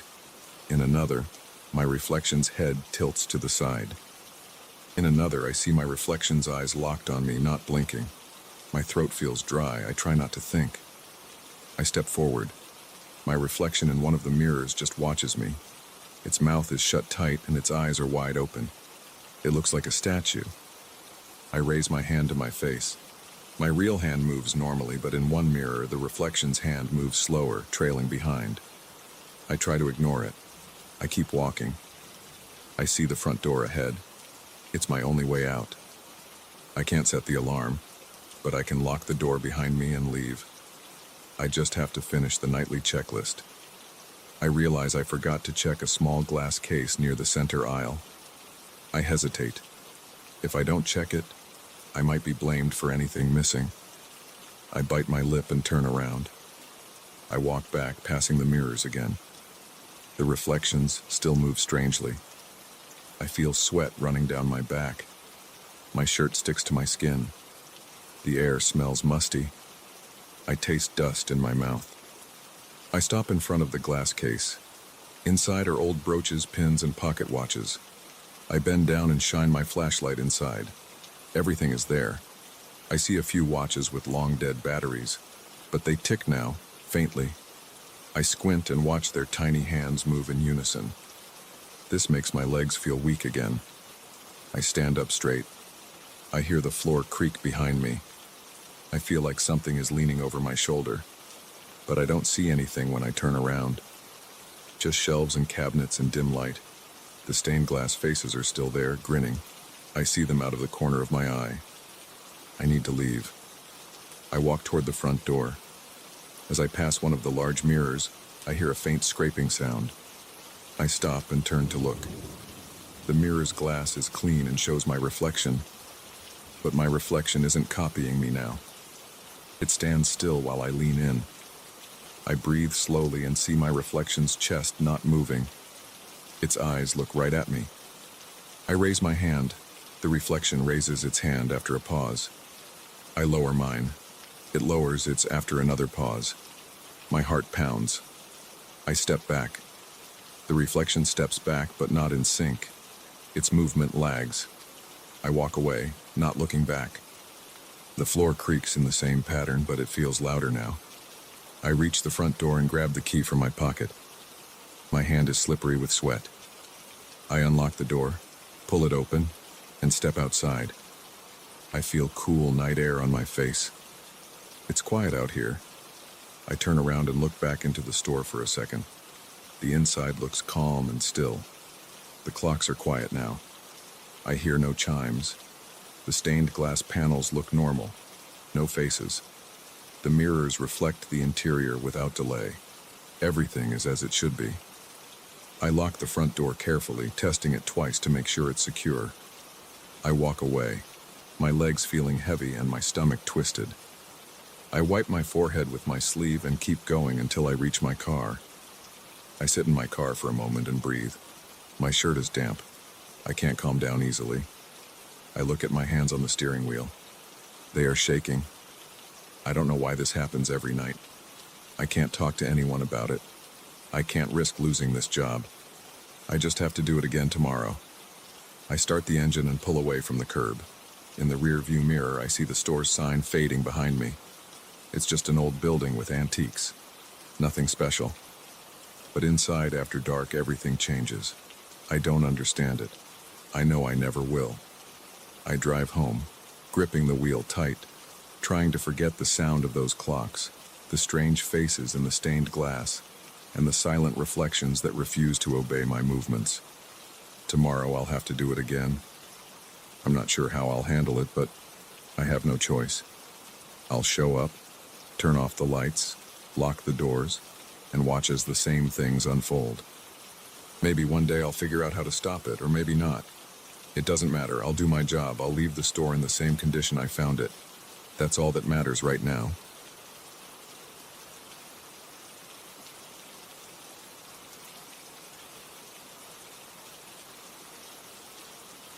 I drove into that mountain range on a Friday afternoon after hearing about some good fishing spots from a coworker. He told me about a stream where trout supposedly gathered near a small clearing in the middle of a dense patch of forest on a steep slope. I followed his directions as best I could. The drive was rough. The roads got narrow. and after a while I was barely following a faint trail meant for old trucks and off-road vehicles. By the time I parked, the sky was turning gray. I walked about an hour through thick brush, found a flat area that looked good enough to set up my tent, and planned on waking up early to fish. I never expected what came after midnight. I never expected to hear voices that had no business being there. I got there when the sun was setting behind the western slope. The place felt damp and the smell of earth was strong. There were ferns, mossy tree trunks, and a layer of leaves that stuck to my boots. The clearing was small, just enough space for my tent and a makeshift fire pit. Trees rose all around, tall and packed, forming a wall of dark silhouettes. Visibility was low, and as soon as I set down my pack, I noticed a creeping fog. It wasn't just morning mist or a bit of moisture in the air. This fog had a thickness to it. Within minutes, I couldn't see more than a few yards. Everything was quiet. There were no distant engine sounds, no human voices, no cabin lights. Just me, my tent, and that silent fog. I pulled out my tent, unrolled it, and hammered the stakes into the damp ground. My hands got muddy right away. I tossed my sleeping bag inside, along with a flashlight, a knife, and my dry clothes in a corner. I had enough water for a couple of days and some canned food. There was a small stream somewhere downhill, but I didn't feel like exploring in the dark. I wanted to rest, wake up early, and find that stream at first light. By the time I tried to light a small fire, the fog was so thick I couldn't see beyond the dim glow of my lighter. My wood shavings were slightly damp, and I struggled with the flame. Eventually I got a weak fire going, just enough to heat some canned stew. I ate straight from the can. The food was lukewarm and tasted bland, but it filled my stomach. My plan was simple: eat, maybe read a few pages of a paperback I had in my bag, then sleep. But as I stared into the darkness beyond the flickering flame, something felt off. I couldn't pin it down right away. Everything was quiet, almost too quiet. I tried not to think about it. I climbed into my tent and zipped it shut. I lay down, my head on a small travel pillow, and tried to relax. My boots were off, resting near the entrance. I kept my flashlight close and my knife even closer. I don't usually sleep heavily in the woods. I listen for animals, for changes in the weather, for anything that might be a threat. That night, as I drifted between consciousness and shallow sleep, I remember hearing a faint rustling outside. I told myself it was just a small animal, maybe a squirrel or something similar. No big deal. The real trouble started a few hours later. I don't know the exact time because I never checked my watch, but I guess it was well past midnight. The temperature had dropped. I could feel the damp chill through the nylon of the tent. I woke up because of a sound, a whisper maybe, like a low voice carried by the wind. I listened, holding my breath. It was distant at first. I couldn't make out words. It sounded like 2 or 3 voices, all low and hushed. My heart started beating a bit faster. I told myself I was imagining it, but then I heard it again. I lay still, my eyes open in the darkness. The air felt heavy inside the tent. The fog outside seemed to press against the fabric. I unzipped the tent door a few inches and pointed my flashlight out. The beam of light caught only swirling mist. I didn't see anyone. I didn't hear footsteps, just these faint, muffled voices. They were not loud. They were not screaming. They were talking as if discussing something quietly. I couldn't understand a single word. It didn't even sound like a language I recognized. It was all murmurs, syllables, and pauses. Then I heard a soft shuffling sound, like bare feet moving over wet leaves. My throat went dry. I felt the hair on the back of my neck stand up. I turned off the flashlight, hoping to remain hidden. Maybe it was a group of hunters or some locals passing by. But this was nowhere near a trail, and no one would be walking around in that thick fog at that hour. I waited, listening. The voices drifted around me. One moment they seemed to come from my left, then from behind me. They were never too close, but never far enough for me to relax. I tried to steady my breathing. My heart was pounding. I felt sweat on my forehead and on my palms, my fingers wrapped around the handle of the knife. I was ready to yell, to shout at whoever was out there, but I held back. Maybe they hadn't noticed me. Maybe they were just passing through. But their voices didn't move away. They circled, whispering in that strange tone. I couldn't pick up a single word or phrase that made sense. It was like they were discussing something important, but doing it so quietly and in such an alien way that I couldn't even guess what it meant. Time passed slowly. The voices sometimes faded, then returned. At one point, I heard what sounded like a soft knock on a tree trunk, then a reply, a low grunt, and more whispers. I tried to see shapes in the fog, but the flashlight only made the mist glow white. I saw nothing solid.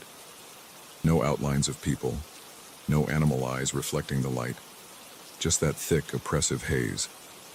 I wanted to leave right then. I wanted to pack my gear and get out. But where would I go in the dark, with no trail, with that dense fog blocking my view? I'd probably stumble downhill and hurt myself. I thought about staying quiet until morning. The idea of waiting there, exposed and surrounded by these invisible voices, made my stomach turn. But I had no choice. I decided to remain still and hope they would go away. Minutes stretched into what felt like hours. My chest tightened every time the voices returned. Sometimes I heard soft breathing, like someone leaning close. I would jolt and shine the flashlight in that direction, but always saw only the pale void of the mist. I tried calling out once. I said, "Hello? Who's there?" My voice sounded weak and shaky. The whispers stopped for a moment. Silence pressed down on me. I thought maybe that did it, maybe they left. But then I heard them again, quieter this time, as if mocking me, staying just out of reach. My gut told me these weren't normal people. They never laughed or raised their voices. They never cursed or said anything recognizable. There were no coughs, no sneezes, no sounds of gear or clothing rustling. Just those low whispers and faint shuffles on the ground. I kept imagining them crouching behind trees, peering through the fog, observing me, deciding what to do. Yet they never attacked, never tried to open my tent or steal my belongings. They just existed there, circling, talking in their strange way. My legs felt cramped. My neck hurt from lying stiffly.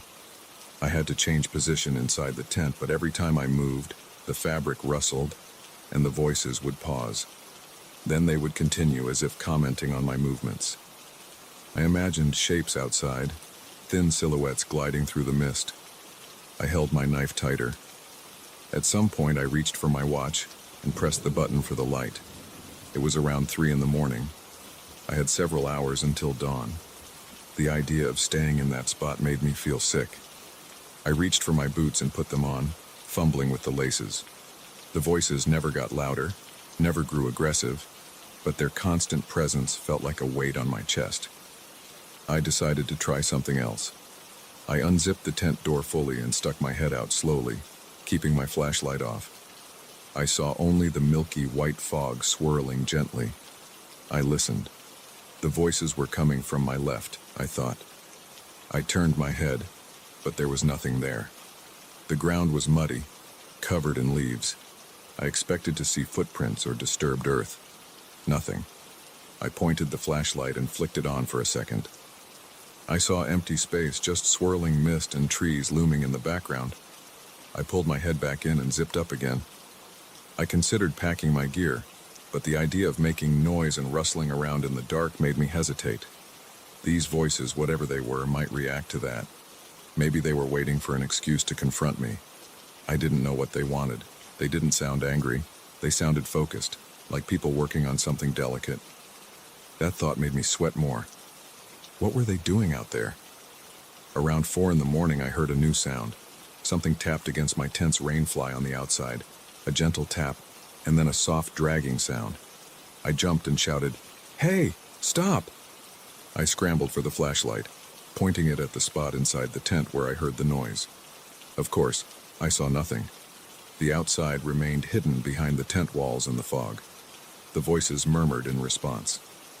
I clenched my teeth so hard my jaw hurt. I stayed still again. My skin felt clammy. I was breathing through my mouth. Every few minutes, the whispers changed patterns. Sometimes there were 2 voices, sometimes 3 or 4.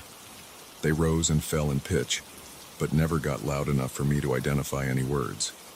It was like listening to a strange radio transmission through heavy static. The lack of any concrete sign of who or what they were messed with my head. I kept expecting them to vanish, to leave me alone, but they didn't. I focused on my watch, waiting for the minutes to crawl by. I knew that once the sky brightened, the fog might lift, and I could find my way out of there. Maybe the voices would stop at dawn. I forced myself not to panic, just to endure. My muscles were tense, my shoulders stiff. I could barely swallow. I rested my head against the backpack to keep it still. The knife was in my hand the entire time, but what good was it against something I couldn't see? Eventually, a faint gray light filtered through the fabric of the tent. It was still foggy, but the darkness eased a little. I noticed the voices had become less frequent. I waited a bit longer, listening. The morning air felt cold. My breath made small clouds inside the tent. After several minutes of silence, I decided to move. I slowly unzipped the tent and stuck my head out. The fog was still thick, but I could make out the shape of trees better. There was no one standing around. No footprints, no trampled bushes, nothing. I looked for broken branches or signs of disturbance on the ground. I saw none. I kept my knife in hand and crawled out. The silence outside pressed against my ears. I checked my fishing gear and the food. Everything was untouched. My truck was too far away, but I could hike back. I stood there for a moment, listening hard. Just silence. My legs shook a bit as I packed my tent. I didn't bother folding it neatly. I just stuffed it into the backpack. I yanked the stakes out with trembling hands. I checked behind me every few seconds. The fog was slowly lifting, revealing the forest with more clarity. The damp leaves stuck to my pants. My boots sank slightly into the mud. Nothing and no one appeared. No whispers, no shuffling. It was as if the night had never happened. But I knew it did. I could still feel my heart beating fast. My arms felt sore from gripping the knife. I slung the backpack over my shoulder, picked up my fishing rod, and started walking back the way I came. I didn't bother trying to find that stream. I kept looking over my shoulder as I walked uphill, pushing through low branches, slipping on wet leaves, ducking under fallen trunks. I made it back to where I had parked, though it took some time. The fog thinned as I got lower on the slope. The sunlight felt weak, filtered by high clouds. I checked my watch again. It was a bit after 7. I didn't see another soul the entire hike back. The woods were quiet. No birds, no wildlife. Just the crunch of my boots and the sound of my breathing. When I reached the truck, I tossed my gear inside and started the engine. The sound of the motor felt reassuring. I drove out of there, following that rough trail until I hit the main road. I never told my coworker what I experienced. I never explained why I didn't bring back any fish or why I came back early. I just let him think I changed my mind. I still don't know what I encountered up there. I can't explain those voices, their strange sounds, the way they moved around without ever showing themselves. I don't have any proof. Nothing touched me, nothing stole from me, nothing injured me. But I felt them. I heard them. I know they were real, whatever they were. All I know is that I'm not going back. I'm done with that part of the mountain. No fish is worth another night like that.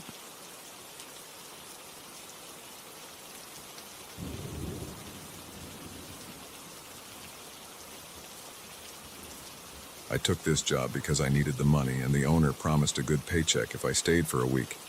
He said he would be away, and I just had to keep an eye on the mansion.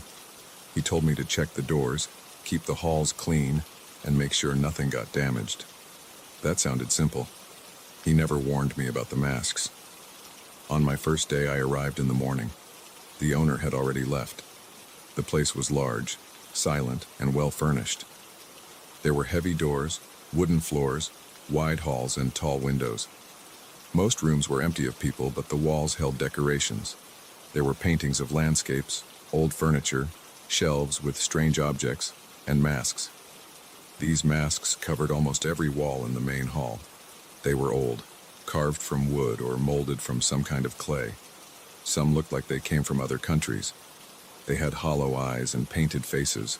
They looked old and worn out. I started my routine by walking through each room. I tested the locks, dusted a few surfaces, and made sure no windows were broken. The place was quiet. I tried to ignore the masks, but in the main hall I felt like they were staring at me. When I passed by them, I felt something in my stomach tighten. I knew they were just objects, but their empty eyes seemed to follow me. The hall had about 20 or 30 masks on the walls. Some were big, some small. They hung in rows and clusters. I tried to focus on work. I swept the floor, arranged a few chairs, wiped a table. I kept looking over my shoulder. The masks stayed still. After I finished, I decided to take a short break. I walked out of the main hall and went to a side corridor. It had a few windows and a bench. I sat there for a minute to calm down. I thought about going back in and checking if the masks were still the same. I laughed at myself for even thinking they would move. When I returned to the main hall, I froze. The masks were not in the same positions. I saw two masks that I could have sworn were near the fireplace, now hanging closer to the door. One of the larger masks, which was on the left wall, seemed lower and tilted. Another mask on the right looked like it was now facing slightly downward, as if watching me from above. I stood there, feeling my heart pound. I kept looking around, trying to see if maybe I had just remembered wrong. I was pretty sure I had the right impression before. I thought maybe I was tired. I tried not to panic. I checked the hooks on the wall. They looked solid. I touched one mask. It felt like old wood. It was cool and rough. The mask did not move when I touched it. I decided to leave the hall again, walk around, and come back. I wanted to test this strange feeling. I took a quick walk to the kitchen. It was empty. I opened the door to the backyard to let some air in. It was a cloudy day. No one was around. I returned to the main hall after a few minutes. The masks had changed position again. This time, 3 masks on the far wall were all angled at the same tilt, as if leaning to one side. Another mask, one with red paint around the eyes, now seemed closer than before. The hooks were not aligned like I remembered. It was as if the masks had shuffled themselves around. I felt sweat forming on my forehead. My fingertips felt numb. I walked slowly around the hall, watching these things from different angles. I said out loud, "What the hell is going on?" I got no answer, of course. I listened carefully. The house was quiet. I heard only my own breathing. I checked the doors again, all locked, windows closed. The masks made no sound. They were still just hanging there. I thought about leaving the mansion, but I had a job to do. I needed the money, and I was not about to run off because of some weird feeling. I decided to ignore the masks. I went upstairs to check the bedrooms. There were no masks in the bedrooms. Everything there was normal. I felt safer upstairs. I dusted a few surfaces, checked the bathrooms, ran the water to make sure the pipes were fine. Nothing strange happened there. After maybe an hour, I headed back down. The main hall waited for me. I told myself that I would just pass through quickly and go do something else.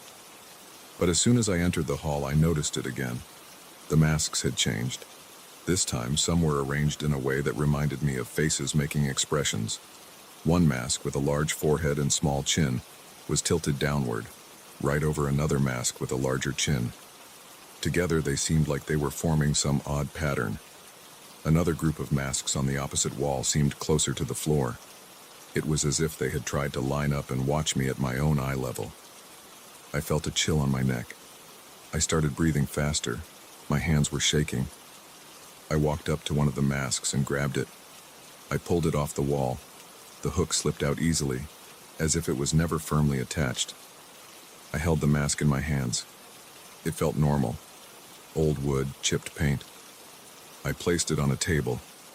I wanted to see if that changed anything. If I left it there, maybe I could catch something when I came back. I took another mask down and placed it next to the first one. I did this to a few masks, trying to break whatever arrangement they were forming. After rearranging about 6 masks, I took another short break. I walked to the front door, made sure it was locked, then walked to the library. The library had no masks.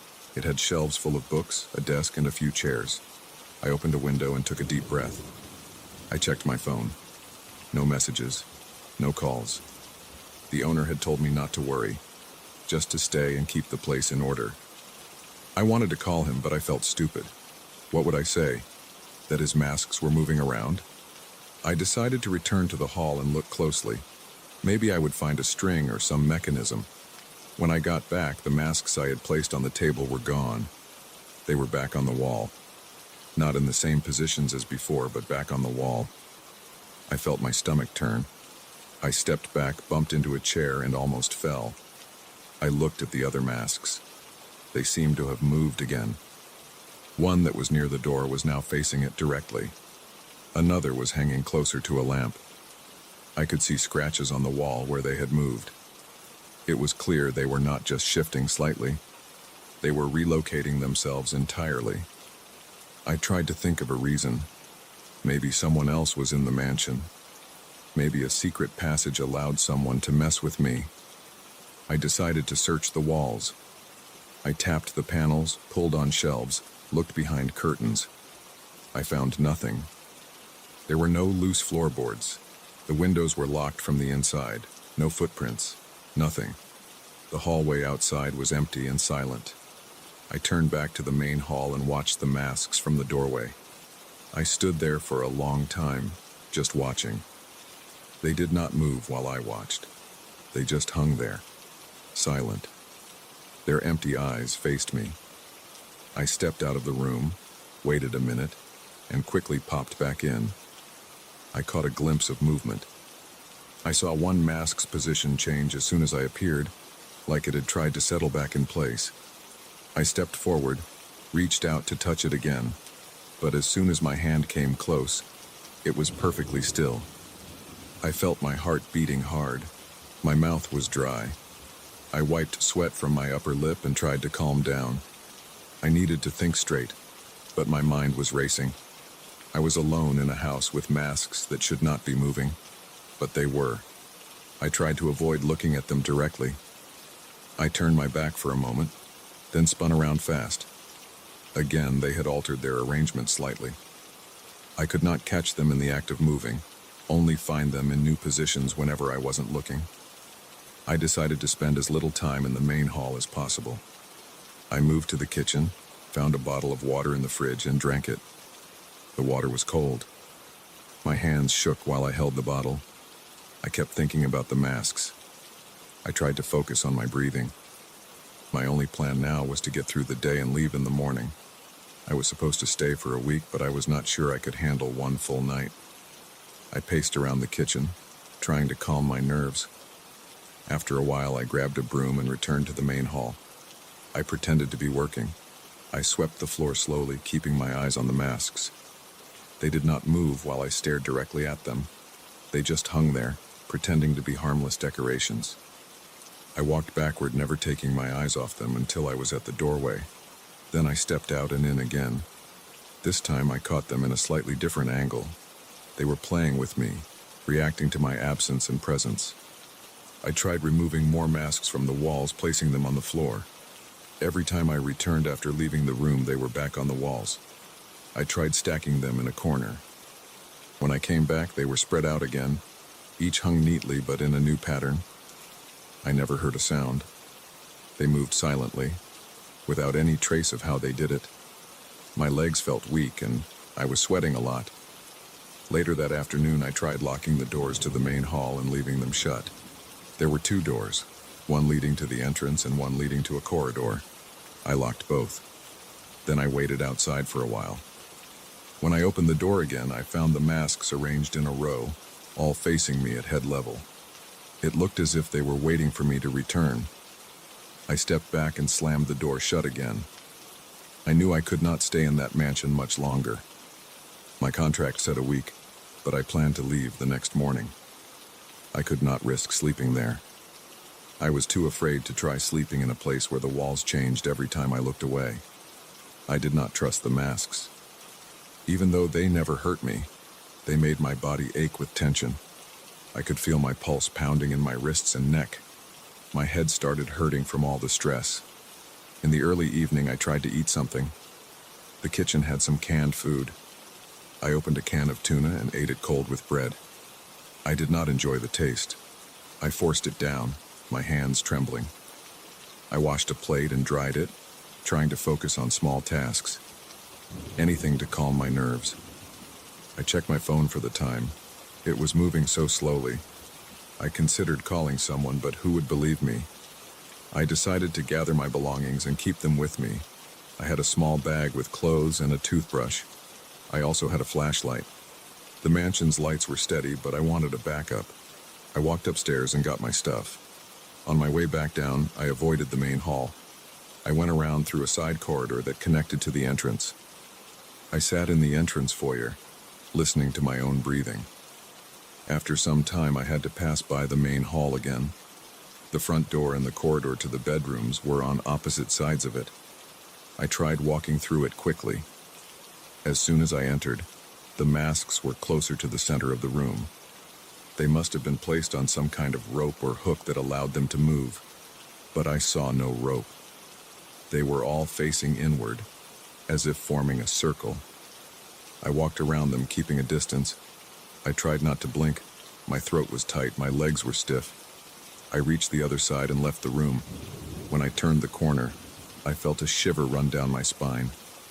I knew I had to face this situation for the rest of the night. I tried turning on a TV in a side room, some old television set the owner had. It just showed static. There was no cable signal, and I had no key to any car. The mansion was too isolated for a quick escape on foot in the dark. I would leave at first light. I spent the next few hours pacing around, checking doors, and trying to avoid the main hall. But the layout of the mansion forced me to cross it often. Each time I entered, the masks had arranged themselves differently. Sometimes they were all high up on the walls, facing down. Sometimes they spread out evenly, watching from all sides.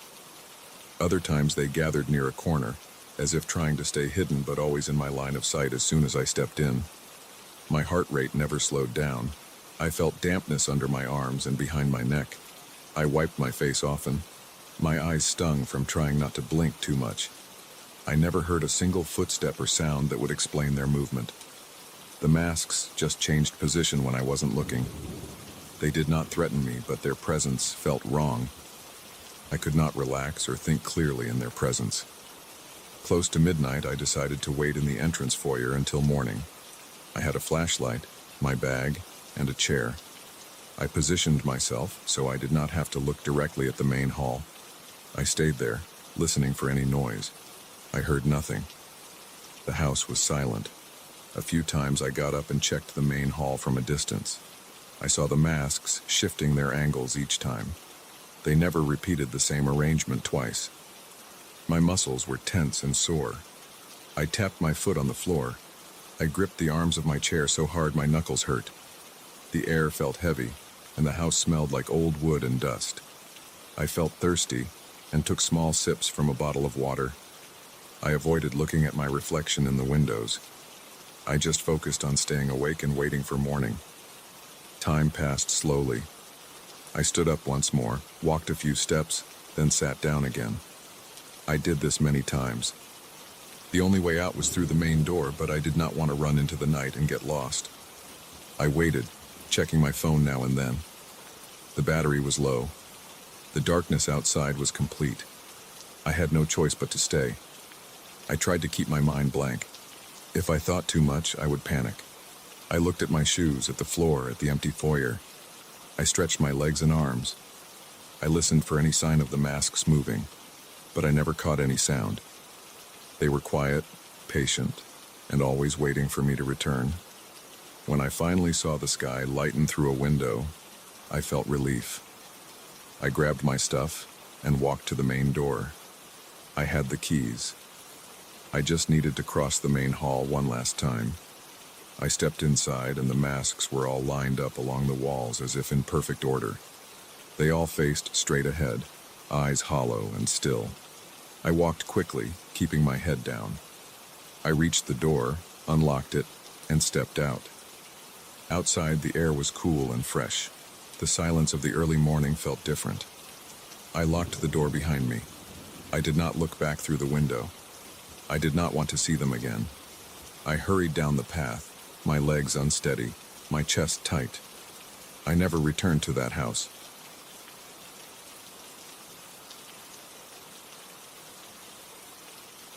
I arrived at the boarding house with a single suitcase and a small backpack.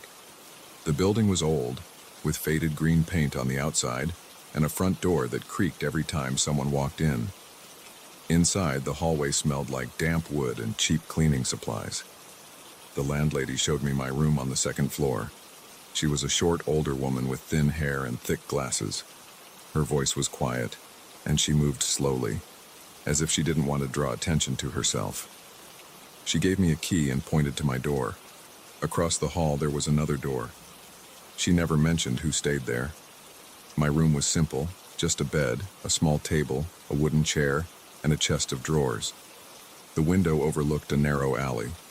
I could see a brick wall and a few trash cans. There was no lamp on the ceiling, only a cheap floor lamp in the corner and a dim light bulb in it. The mattress was thin, and the sheets smelled clean but old. I placed my suitcase beside the bed and sat down. I could hear muffled voices somewhere downstairs and footsteps coming up the stairs as someone passed by. The floorboards creaked loudly, a sound that seemed to echo through the building. Later that first evening, I started to notice something about the room across the hall. I had not seen anyone go in or out of it.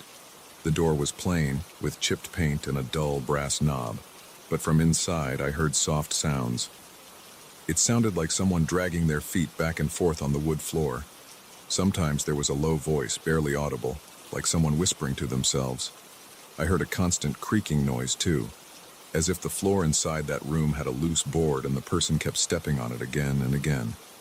I left my room a few times that evening to use the shared bathroom at the end of the hall.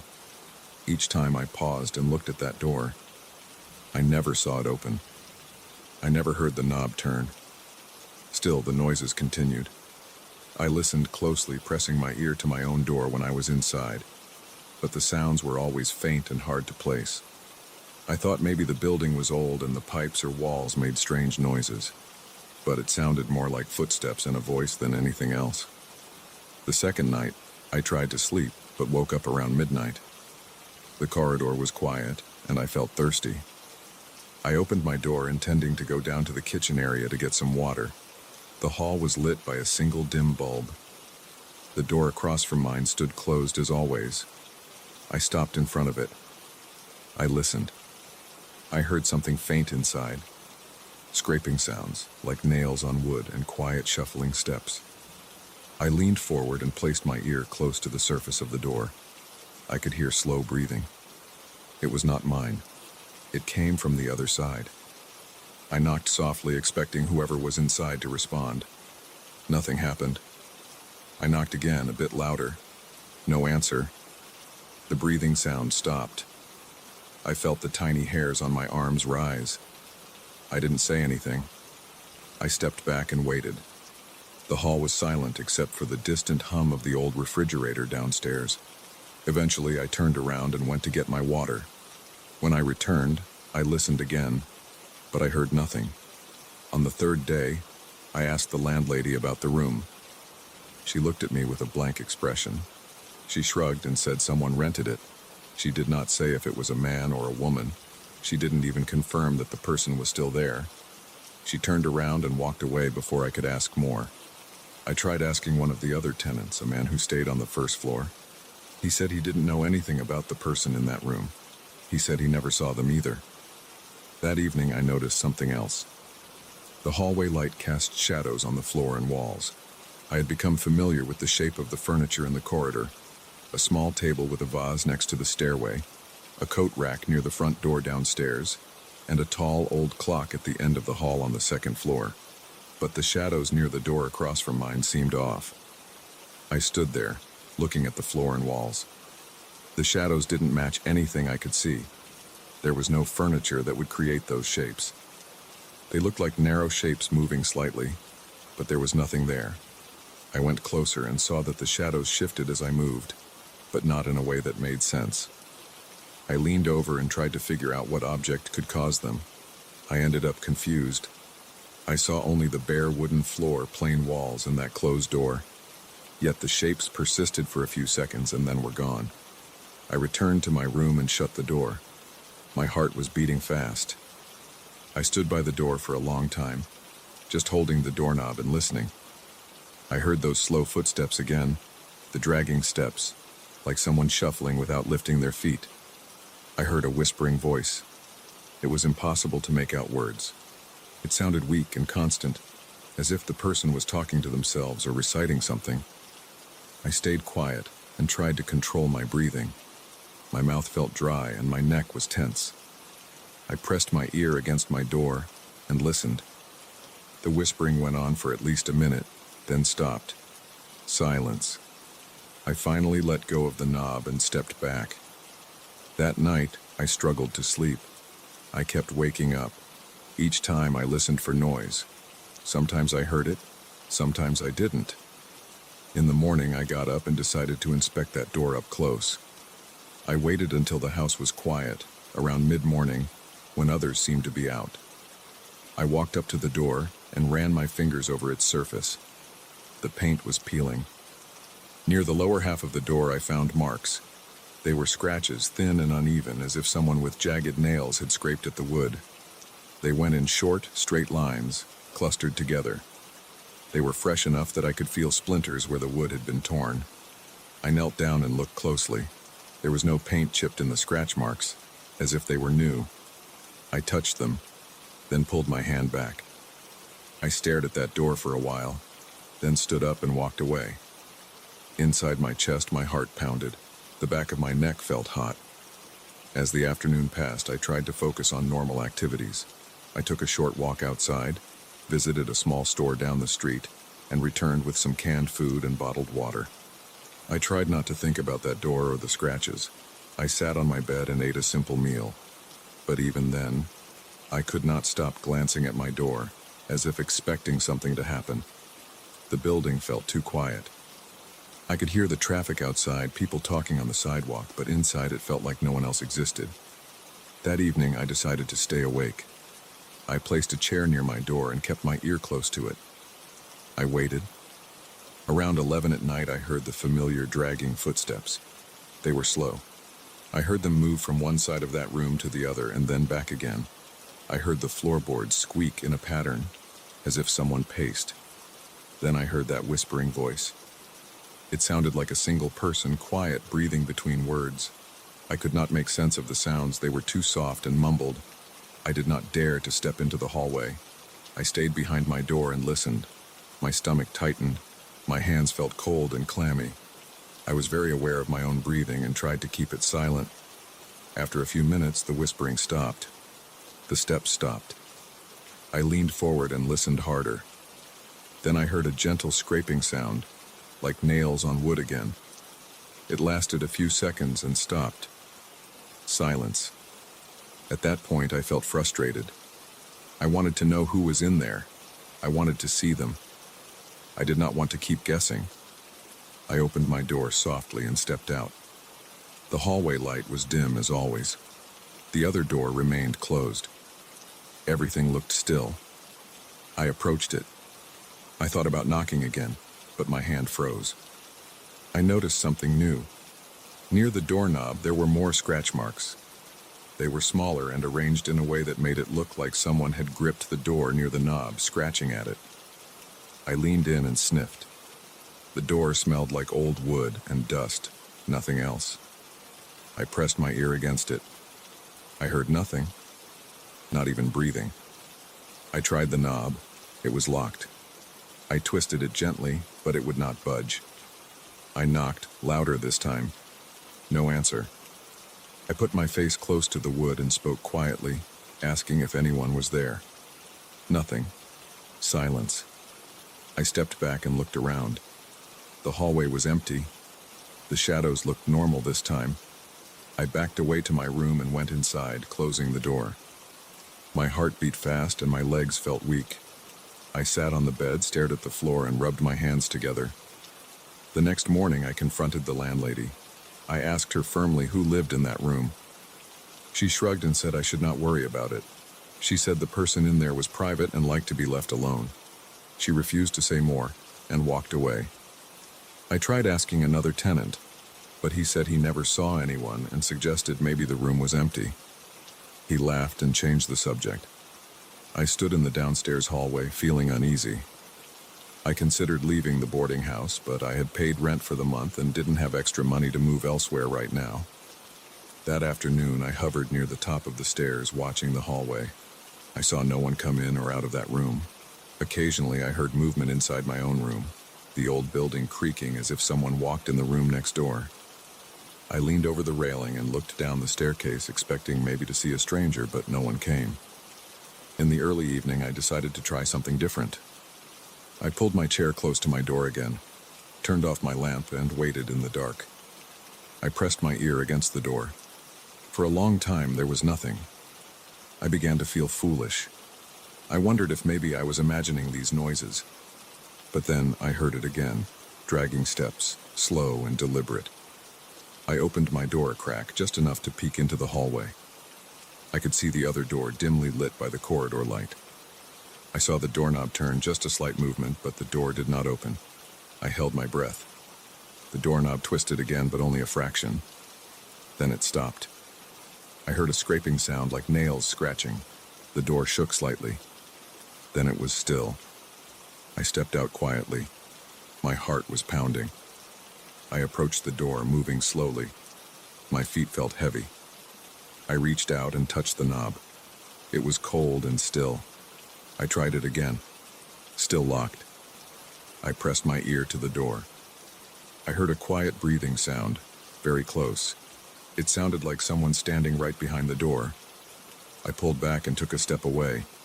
I felt a strong urge to leave. I wanted to get out of this building. But I stayed. I watched the door for a long time, just standing there in silence. Nothing happened. I returned to my room and sat on the bed. I considered calling the police or asking someone else to help me break down the door, but I had no proof of anything illegal. There was just someone in there who never came out. It was strange, but not necessarily a crime.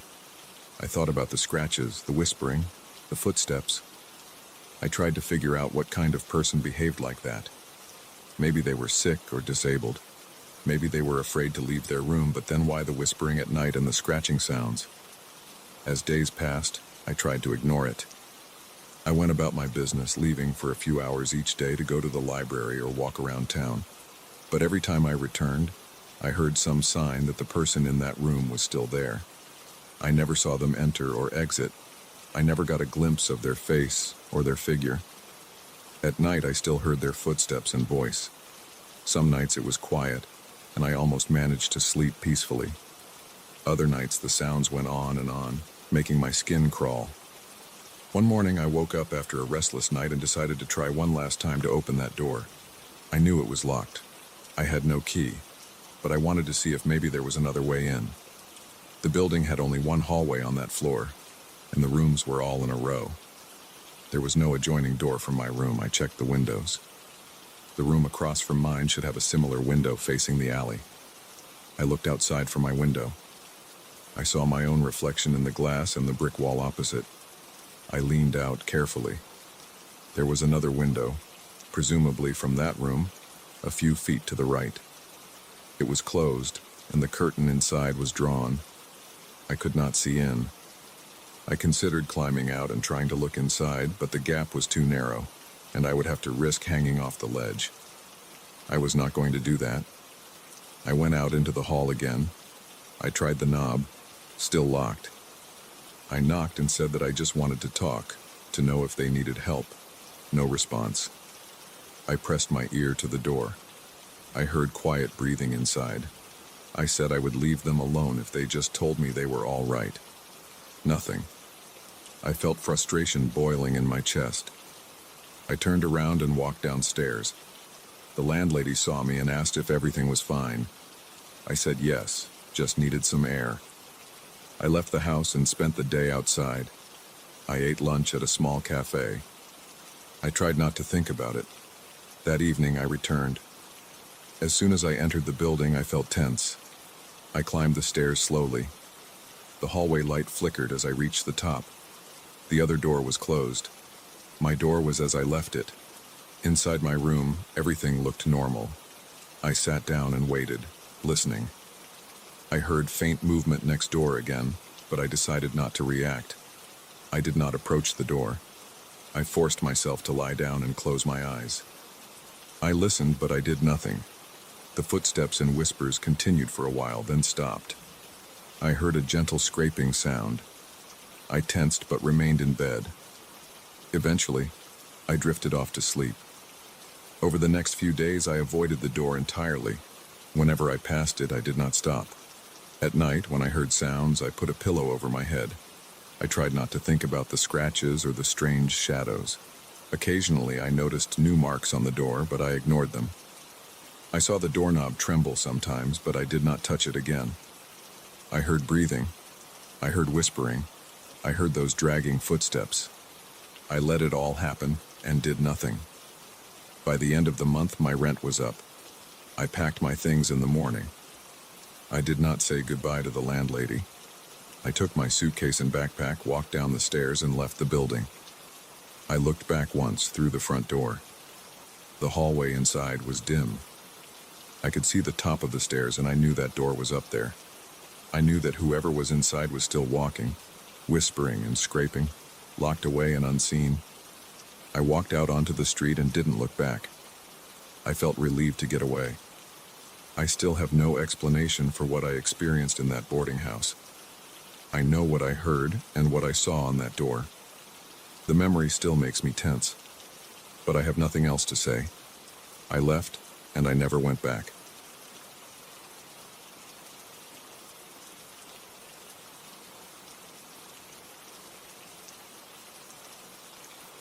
I entered the old mansion late in the afternoon. The rental agreement was simple. The owner stayed away. I had the key, and it was all mine for as long as I could pay. Outside, the hill was covered in thick fog. I could barely see the path. My car's headlights reflected against wet leaves and warped wooden fences. The driver's seat was uncomfortable. My back was sore. I had to carry my suitcase and a box of supplies up the front steps. The door creaked. The smell inside the entry hall reminded me of old furniture, damp floors, and stale air. There was a light switch on the wall. It worked, but the bulb was weak. The room remained dim. I noticed silence, except for my own breathing and the soft hum of my car's engine cooling outside. I locked the front door and walked through the downstairs rooms. There was a living room filled with heavy chairs, a sofa, and a low table. Dust floated in the air. There was a dining room with a long table and a row of old chairs, some missing their cushions. The kitchen had a stone floor, an old refrigerator, and a gas stove with a spark igniter. The counters were worn, the shelves empty except for a few glasses and plates. A back door led outside, but the fog and darkness pressed against the window panes. I decided not to go out again that night. I carried my things upstairs. The steps were uneven. The banister felt rough under my hand. There were 4 bedrooms along the hall. I chose the one at the far end because it had a bed without a ripped mattress. I put my suitcase on the floor, opened it, and took out my toothbrush, a bar of soap, and a towel. The bathroom was across the hall. The pipes groaned when I turned on the faucet. The water ran brown for a moment before turning clear. I washed my face and dried it. My skin felt cold. I noticed a strange tension in my stomach. Maybe it was the silence or the fog or the old wood smell. Back in the bedroom, I tried to unpack. I took out some clothes and hung them in a small closet. The closet door squeaked. I placed my shoes by the bed. The floorboards made soft creaks. I checked the windows. They were closed. The glass was cloudy. I couldn't see outside, only a faint gray blur. I decided to lie down for a moment before exploring more. My back ached from the drive. The mattress was firm, a bit lumpy, but better than sleeping in the car. I was dozing off when I heard a sound in the hallway. It was a soft tap, like a footstep. I froze and listened. I heard nothing more. Maybe the old pipes or the wind. I sat up and walked to the door. I opened it slowly. The hallway was empty. dim light from a single bulb in the ceiling. I looked left, then right. No one there, no sound. I closed the door and locked it. I returned to bed. I woke up to darkness. The light bulb I had left on in the bedroom was off. I felt along the bedside table. The switch was on. I tried it back and forth. No response. I got up and moved toward the window. I held my hands out to avoid bumping into anything. I reached the door and opened it. The hallway light was still on, so at least there was some illumination. I felt relief seeing that pale glow. I went back into the room and flipped the switch again. Nothing. The bulb must have burned out. I didn't feel like sleeping in the dark. I went to get a spare bulb if I could find one. I searched the hallway closet. There were old linens and a broom, but no bulbs. I tried the other bedrooms, opening doors carefully. I saw beds covered with sheets, empty dressers, and dusty floors. Nothing useful. I heard a whisper in the corridor. It made my scalp tingle. It sounded like someone speaking softly in another room. I followed the sound. It seemed to come from the direction of the stairs. I walked slowly, my socks silent on the wooden floor. At the top of the stairs, I leaned over the banister and looked down. The entry hall was dark. The whispering sound repeated, but I couldn't understand any words. I stood there holding my breath. My heart thumped. Then I saw something move at the far end of the hallway. A quick shape, dark, and without detail. I turned my head to focus, but it was gone. I gripped the banister harder. My knuckles felt stiff. I couldn't tell if I was imagining things or if someone was really here. I decided to go downstairs. I tried to act calm. The steps creaked louder at night. I stepped into the living room. The furniture looked the same, but now the silence pressed harder on my ears. I wanted to find a lamp, something portable. I spotted a small desk lamp in a corner. It was old-fashioned, with a green shade and a brass base. I unplugged it and carried it to the wall socket near the couch. It flickered but stayed on. Good, at least some light. I considered taking the lamp upstairs, but I would need an extension cord. I didn't have one handy. I sighed and rubbed my eyes. Maybe I was tired. Maybe old houses had strange acoustics. I went to the library next. It was a long room with tall shelves. Most shelves were empty. Others had a few thick books with cracked spines. The floor was covered with a thin rug. The air smelled musty. I stepped inside and looked at the desk in the corner. A few loose papers lay on it, and a small wooden box with a sliding lid. I approached and heard a whisper again. It was very faint. It made my neck tense. I spun around and saw no one. My heart rate went up. I could feel the pulse in my ears. I breathed through my mouth to stay quiet. I reached out to touch one of the books. It felt dry and rough. I turned the cover. Inside were old handwritten notes, but the ink had faded. I couldn't read them in the low light. I tried the desk lamp switch on the desk, but it didn't turn on. I felt along the wall for a light switch. I found one and flipped it. One overhead bulb lit up the library. The whispers faded, replaced by a hollow silence. I turned back to the desk and checked the drawers. Empty. I examined the wooden box. It was empty too. Just dust inside. I left everything as it was and turned to leave. When I reached the door, I noticed a shape at the far end of the room near the shelves. I stood still, staring. The shape seemed like a person's outline, but with no features. I backed up, keeping my eyes on it. It didn't move. I felt a chill on my arms and neck. The hair on my arms stood up. I stepped back again, and the shape vanished. It was like a blink. One moment it was there, and then gone. I walked out, breathing hard. I rubbed my face. I felt sweat on my forehead. I told myself to calm down. There was no sound now, no footsteps. I returned to the living room.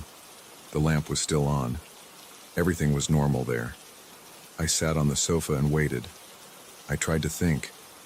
Objects wouldn't move by themselves. People wouldn't vanish without a sound. Maybe I was too tired. Maybe I needed sleep. but I also felt watched. I looked behind me, checked each corner. No one. I decided to test something. I placed my keys on the low table in front of me. I watched them for a full minute. They didn't move. I got up, left the keys on the table, and went to the kitchen. I opened the fridge. It was empty. I drank water from the tap. It tasted metallic. I splashed some on my face. When I came back to the living room, the keys were gone. I had left them right in the center of the table. Now the table was empty. I bent down to check the floor, the cushions, under the sofa. Nothing. My heart pounded again. I felt a hollow pressure in my chest. I stood up quickly and looked around. Nothing. I was alone in a silent room and my keys had disappeared. I called out, "Who's here?" My voice echoed slightly. No answer. I checked behind the curtains, under the furniture, inside drawers. I didn't find my keys. I tried to keep calm, but my legs were shaking. I went upstairs again. The hallway was quiet. I entered my bedroom, and on the bed, I saw my keys. They were right on top of my pillow. I stared at them, then picked them up. My hand shook. I felt tension in my jaw and shoulders. I thought about leaving, but I had paid for the place. Also, I was curious. Nothing had hurt me so far. It was just unsettling. I decided to stay awake and watch what happened next. I sat on the bed with my back against the headboard. I kept the hallway light on. I listened. Hours passed. I heard soft taps in the corridor. I felt small breezes inside the room, like someone walking around. I saw shadows shift near the edges of the doorframe. Every time I tried to focus, they disappeared. I rubbed my eyes. I tried not to panic. Eventually, I got up and decided to explore the library again. I wanted to see if I could figure out what was happening. Maybe I could find something written down by the previous occupants. I headed downstairs carrying a small flashlight I found in my suitcase. It was weak, but better than nothing. I stepped into the library and turned on the overhead light again. I examined the shelves more carefully. Some books were just old volumes of encyclopedias. Others had personal notes inside. I flipped through pages, squinting. I found a thin journal tucked behind a thick hardback. The journal's first pages described the mansion's previous owner. He mentioned strange events after dark, unexplained footsteps, and disappearing objects. He wrote that no one ever spoke to him directly. He felt watched. He mentioned that he tried to communicate by leaving notes around. In response, objects moved to different rooms. He tried speaking aloud, asking questions. He never got a clear answer, but he noticed that certain rooms stayed quiet while others seemed active. He also wrote about the library whispering at night. He never understood what it was saying.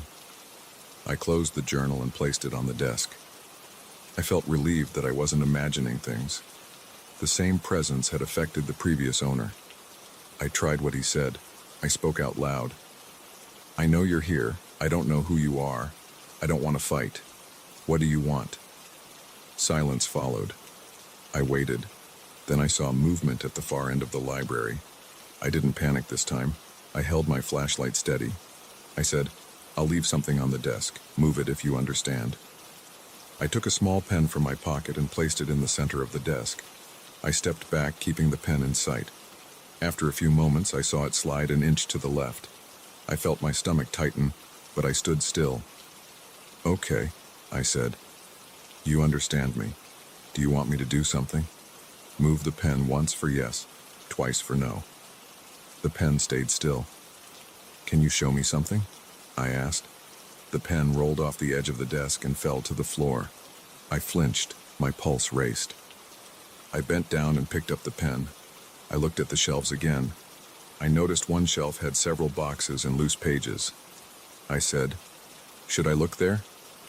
The pen slid out of my hand and fell onto the rug. I took that as a sign. I went to the shelf and checked the boxes. Inside one box was a stack of letters. The letters mentioned an old dispute about property boundaries. They mentioned someone who used to live here, who spent years trying to resolve legal problems. He wrote that he felt trapped. He wrote that he hoped someone in the future would understand. The letters were all signed with initials only. I stood there feeling the weight of the silence.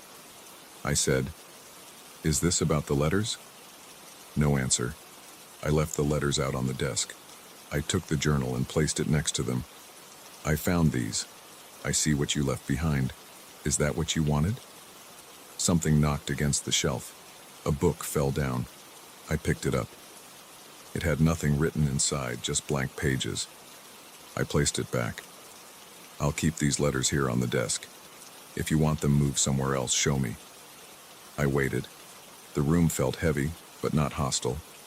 I sat in the chair. My body felt tense, but I tried not to show fear. I listened. The whispers returned, softer now. They came from behind me. I stood up and turned around. Nothing there. I faced the desk again. The letters had shifted slightly. I aligned them neatly. I said, "Do you need me to fix something? Are you trying to have your story known?" Silence again. I was talking to an empty room and feeling foolish, but there was no one else to talk to. After a while, I left the library. I went back to the living room and found my keys on the table again, exactly where I had left them the first time. I checked the sofa cushions to confirm I hadn't missed them before. Nothing else was out of place. I looked around. My heart was still beating fast, but I didn't feel the same sharp panic. It felt like a strange understanding had passed between me and whatever moved the objects. I decided to sleep a bit. I went upstairs, turned on the bedroom light, and lay down. I kept my keys under my pillow this time. The bed felt a bit softer. The house was still old, still musty, still filled with strange noises. But now I knew I wasn't the first to experience this. I knew the presence understood me. It could move things, it could whisper, but it hadn't hurt me. It seemed to want attention or recognition. I didn't sleep well. I woke up many times, hearing the floor creak or the wind outside. Each time, I saw no one. Morning light came slowly through the cloudy windows. The fog remained outside, thick and unmoving. I checked the hallway. Everything looked normal. I went downstairs. The letters were still on the desk in the library. Nothing had changed overnight. I felt calmer in daylight. I made a decision to stay. I would keep the place in order, respect whatever lived here, and try not to provoke it. I spent the next hour tidying up. I dusted some shelves and wiped the kitchen counter. The presence didn't interfere. Sometimes I sensed movement in the corner of my eye, but when I turned, nothing was there. The whispers were gone. The objects stayed where I put them. I placed the letters in a drawer in the library, neatly stacked. I said out loud, "I'm putting these here. If you don't like it, move them." They never moved them again. The pen stayed in my pocket. It felt strange, living with something unseen that refused to speak clearly. But it didn't seem evil or violent.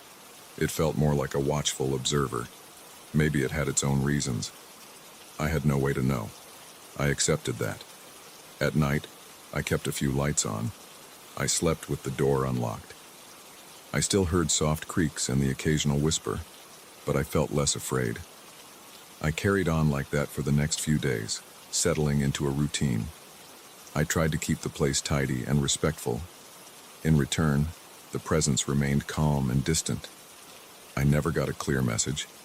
I never understood exactly what it wanted, other than maybe to be noticed. But it stopped moving my keys. It stopped knocking books off shelves. I sometimes caught sight of a vague shape in the halls, but it always vanished before I could look directly at it. The tension never left entirely. My neck and shoulders stayed tight when I walked through certain rooms. But I managed. I stayed, and the presence stayed too. Neither of us crossed a line. In the end, I learned to live with it. I never solved the mystery. I never needed to. The mansion belonged to it as much as it did to me. As long as I respected that, it kept its distance. I guess that was enough.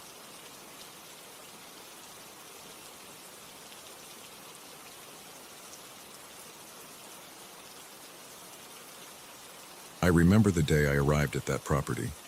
It was late afternoon and the sky looked clear. I had just inherited the place from a distant relative I barely knew. I had driven up in my old truck, parked near the front porch, and looked out at the wide fields and the old farmhouse. The paint on the house was chipped, and the wooden boards creaked under my boots. It smelled like old dirt and dried leaves. I remember feeling a slight chill despite the warm sun on my neck. I knew nothing about running a farm.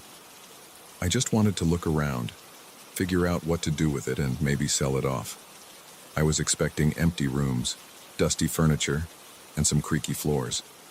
I was not expecting to find a secret door leading to some kind of underground library. I was not expecting to feel eyes on my back when I tried to read those old books under dim, flickering lamplight. I was not expecting to see a distorted face in the corner of a mirror, only to find no one there when I turned around. I started by walking through the house to get a sense of it. The front door opened into a hallway with a wooden floor covered in dirt and dead bugs. The walls had faded wallpaper peeling at the corners. I opened a couple of doors and found a small kitchen with a rusty sink and an empty pantry. I found a living room with dusty chairs, a coffee table, and a fireplace filled with old ash. I saw a bedroom that smelled like mold and had a mattress sagging in the middle.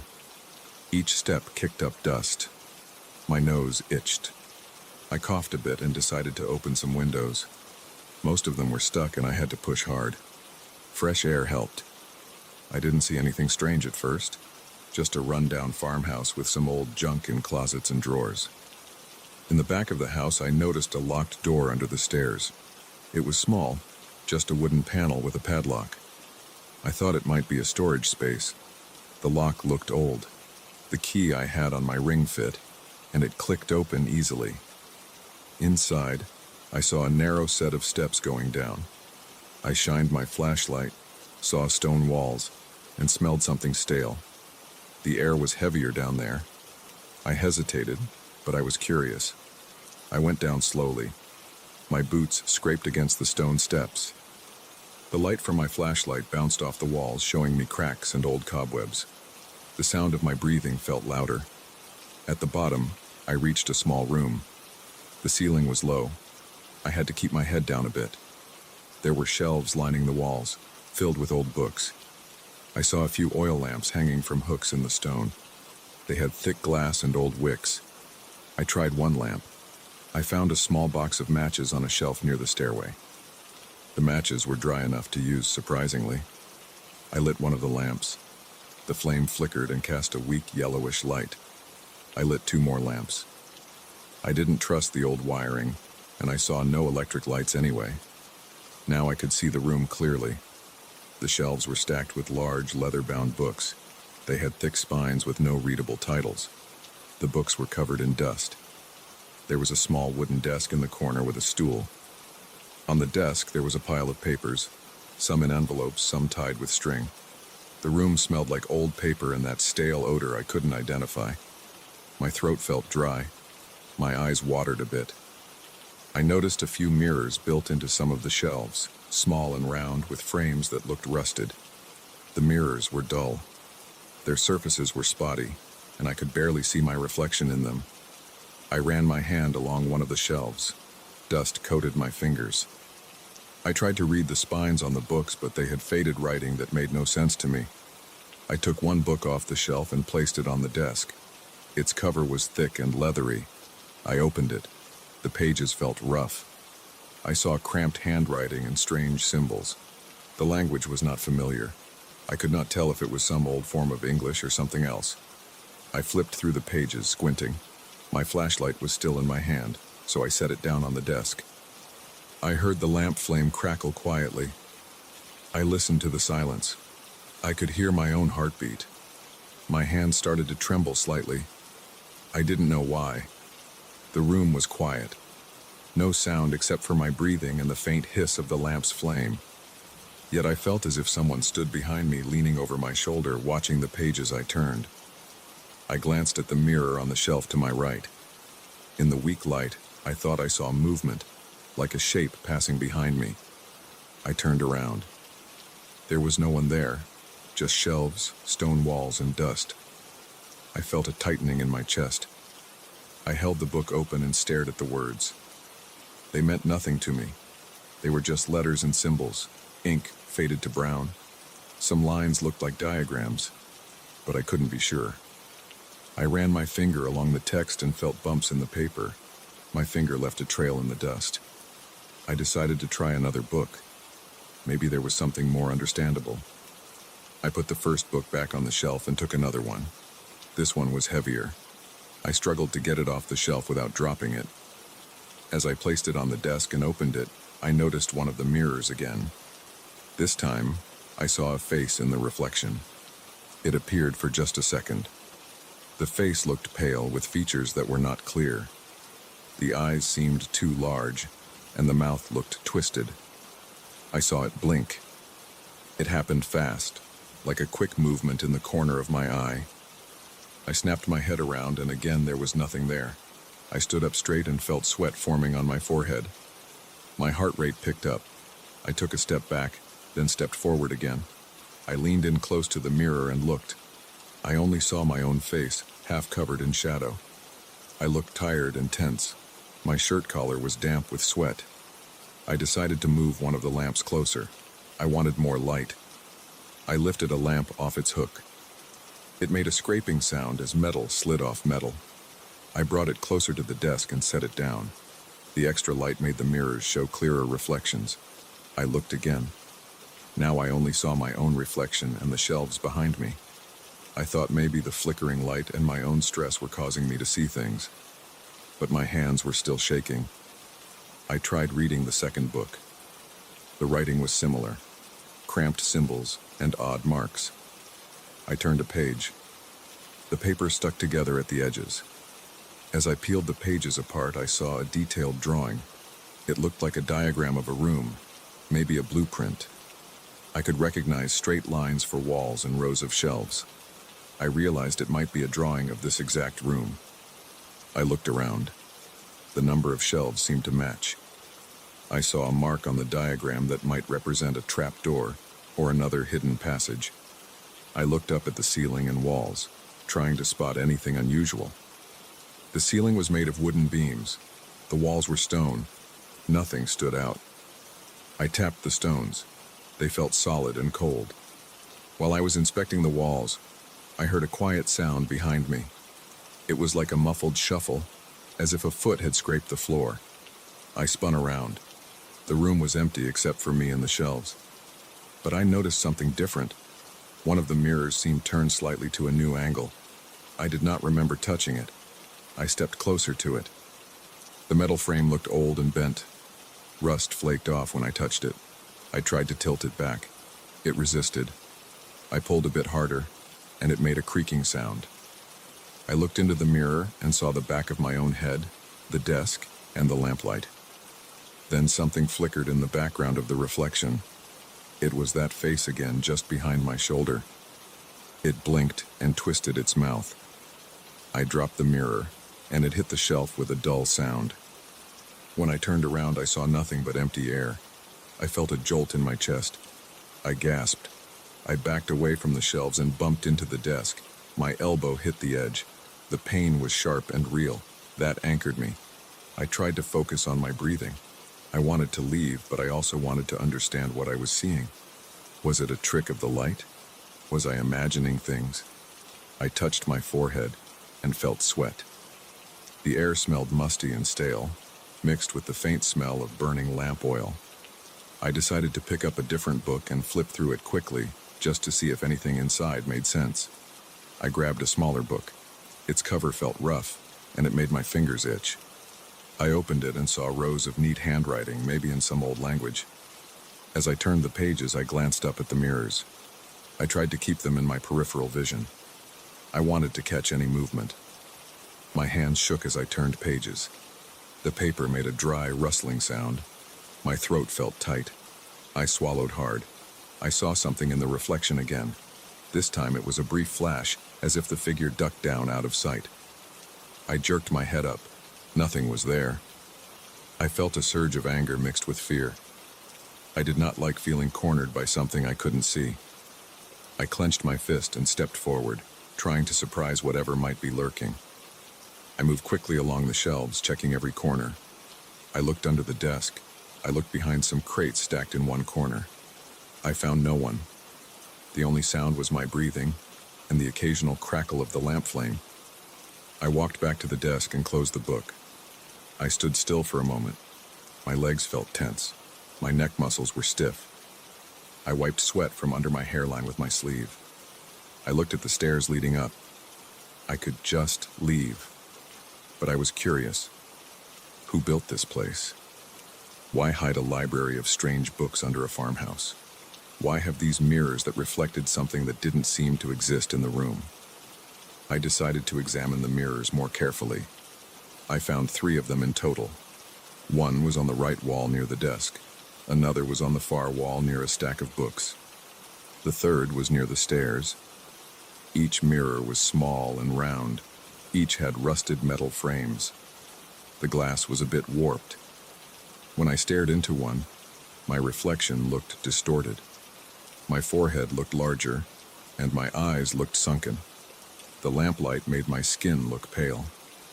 I noticed that when I angled the lamp away, the reflection changed slightly. Shadows moved across the shelves. Dust particles floated in the beam of light. I could see small specks drifting in the air. I tried a test. I stood in front of one mirror and slowly reached my hand back behind me, feeling the empty air. I watched my reflection as I did this. My reflection did exactly what I did, just a normal reflection. Then I turned my head a bit. The corner of the mirror showed part of another shelf behind me. I fixed my gaze on that shelf in the reflection and waited. After a few long seconds, I saw a shape peek out from behind the corner of the shelf in the mirror. It looked like a head turning slightly, but I could not make out any details.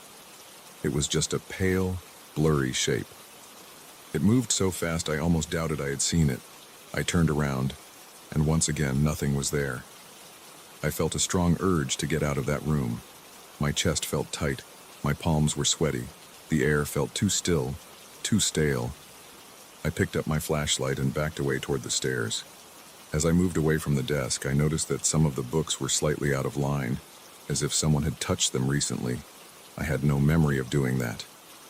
I walked quickly to the bottom of the stairs, still holding the flashlight and one of the lamps. The stairs creaked as I placed my foot on the first step. I heard a quiet scrape behind me, like a book sliding on a shelf. I turned off the lamp and let the flashlight beam sweep the room.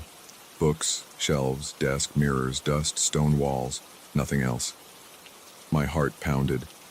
I climbed the steps, holding the flashlight tight. When I reached the door at the top, I turned back one last time. The lamplight I had left behind flickered on the wall. In the edge of the light, I thought I saw a face leaning out from behind a shelf, watching me go. The face was pale and twisted, and it blinked once. I did not say anything. I just closed the door. Back in the hallway, I locked the door under the stairs. My hand shook as I turned the key. I leaned against the wall and tried to slow my breathing. My shirt was damp, and my mouth felt dry. I wiped my face with both hands and stood there for a moment. The hallway smelled dusty, but at least it felt open and normal. I moved to the living room and sat down on a chair. The cushions sent up a puff of dust. I coughed. Outside, I heard a distant rustling of wind in the trees. That sound felt normal, comforting even. I stayed in that chair for a long time. I looked around and saw nothing unusual. Just an old farmhouse with old furniture. Eventually, I got up and went out to the porch. The sun was lower now and the sky had turned orange and pink. I stood there, breathing fresh air, trying to clear my head. I thought about the books, the mirrors, and that face blinking at me. I had no explanation. I just knew I did not want to go back down there. I wanted to keep the door locked and maybe find a way to move on from this place. I had inherited it, but I was not prepared for whatever was hidden below. I felt that tightness in my chest loosening a bit as I looked at the open sky. I told myself I would never return to that secret room. I told myself I would leave those books and that twisted reflection alone. I stood there until the light faded. I didn't have any plans yet, but I knew I would not spend the night here. I would go back to my truck and sleep there if I had to. I would leave that strange library and its silent watcher behind that locked door. I would not think about it if I could help it. The fresh air felt good. My heartbeat slowly returned to normal. I rubbed my hands on my jeans and tried to steady myself. I was relieved to be out of that room, but I could still feel that presence. I tried to ignore it. I tried to focus on what I could see and what I could feel right here on the porch in the open air.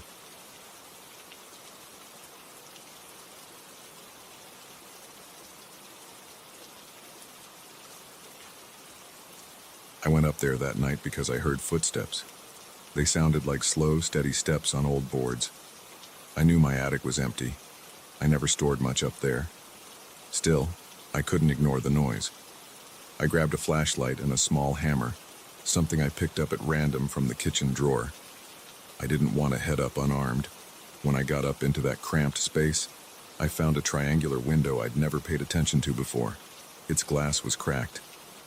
On the other side, there was a figure, pale and silent. I stopped breathing right then and there. I just stood and stared at that face through the cracked glass, feeling my stomach tighten and my heartbeat push against my ears.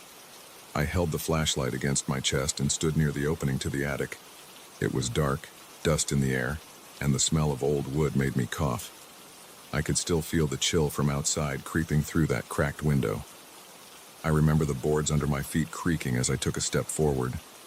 There were no lights on up there, just the faint beam from my flashlight, which flickered sometimes because the batteries were not fresh. I took a few more steps, moving slowly. My shoes scraped on the dusty floor. My throat felt dry. I swallowed hard and tried not to make noise. I was sweating. I could feel sweat trickling down my neck and my fingers trembled a bit around the flashlight's handle. I reached the far side of the attic and stood right under that strange triangular window. The glass looked thin and dirty. There was a jagged crack running across it. I noticed small flecks of dust and maybe bits of paint peeling off the wooden frame. Outside was dark, but there was enough light from a distant street lamp to show me the outline of a pale face pressed close to the glass. I couldn't see its details clearly, but I saw the pale skin. No one moved. I lifted my flashlight and shined it at the window. The figure didn't move away. It stayed right there, staring back at me. My heart was pounding hard. I felt my chest tighten, and my breathing came in quick, shallow bursts. I couldn't understand what I was looking at. I tried speaking, but no words came out at first. Eventually, I managed to force out a weak, "Hey, what do you want?" No answer. I heard no breathing. I heard no tapping. Just silence, and that face close to the glass. I didn't know who it could be. I thought maybe someone climbed onto my roof. Maybe someone was playing a trick on me. I stepped closer, my hammer raised in my other hand. I could see now that the figure's eyes looked dark, maybe black. The skin was almost white and I saw no hair.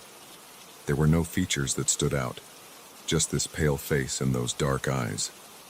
I felt the muscles in my legs tighten, ready to run if I had to. I tried again to speak. "Can you hear me?" Nothing.